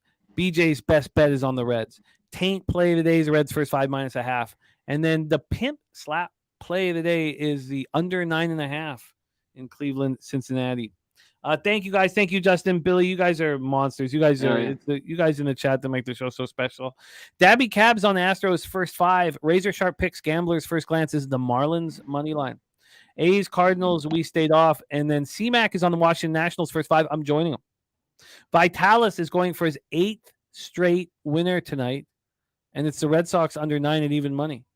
And Paxton, Mackenzie Gore, where we're on the Nats first 5.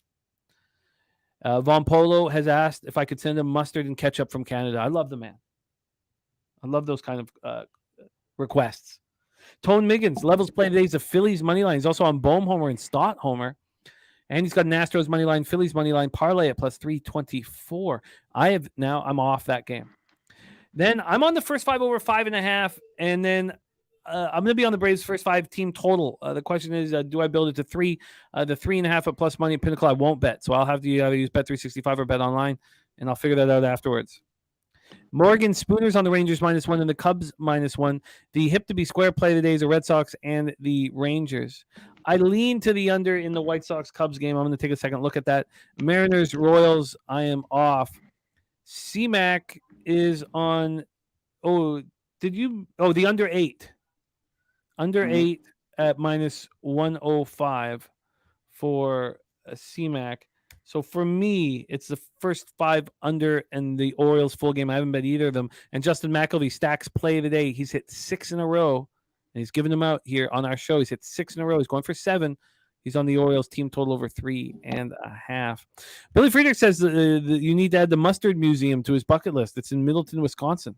Oh my God, I didn't know that existed. It's fucking dope. I love mustard. Copy and paste that here. Oh, that's fucking great.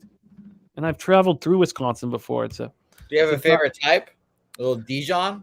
No, I like the hot Keens. Keens. It's in a very small little thing. It's like they're geniuses. They give it in the smallest thing possible so that you're like, oh, $2.99, but you're only getting like Keens.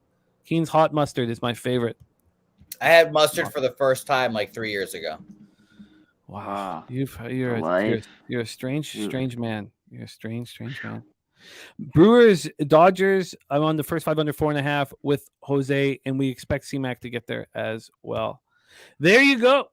That is our show for today. I give you guys. I get to reach out and thank you guys every day. CMAC does such a great job of it.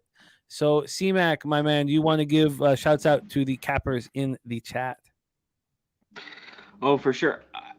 I'm going to jump on too here with Sharpie. Someone mentioned in the chat the Jacks. Just check out his show. They're Balking Dead. I will give out some Homer props. Oh, nice. You're going to be on Sharpie's show today. Yeah, I'm going to jump on here. So it's just in an hour and 15 minutes. So check that out to get the Jacks. Ramon, Scott, Justin, my man, Billy, Nutflush, my guy in the green, Mike M. Shout out to the Pimp Slap for coming on here. 3 games today. Shout out to our guy, Mike M. Lucky Lefty, Big Show, DC Capper, Joe Yurkovich, all the regulars. Appreciate you guys. Rocco, Rance, Kong's Clips, everybody. BJ, Mally, my man. It's great to see you. Shout out to everyone. Professor Chris. Hit that like too on the way out. Appreciate it, Jimmy. Let's get paid. All right, I'm going to move on more. I'll tweet it out too. Okay, cool. I was looking at the Rangers still. Okay, perfect. Cool. I'll look out for it and retweet it. Jose, great job as always. I can't wait for the poker tournament tonight. It's going to be so much fun, dude. So I gotta get in. Live. C-Max say what, buddy? I got to get in. Yes, we need you. We definitely need you. And then you can be live with us here. We're going to have a live stream for it. We now have 20 people in our poker tournament. So that's $460 in the pool, but we need more.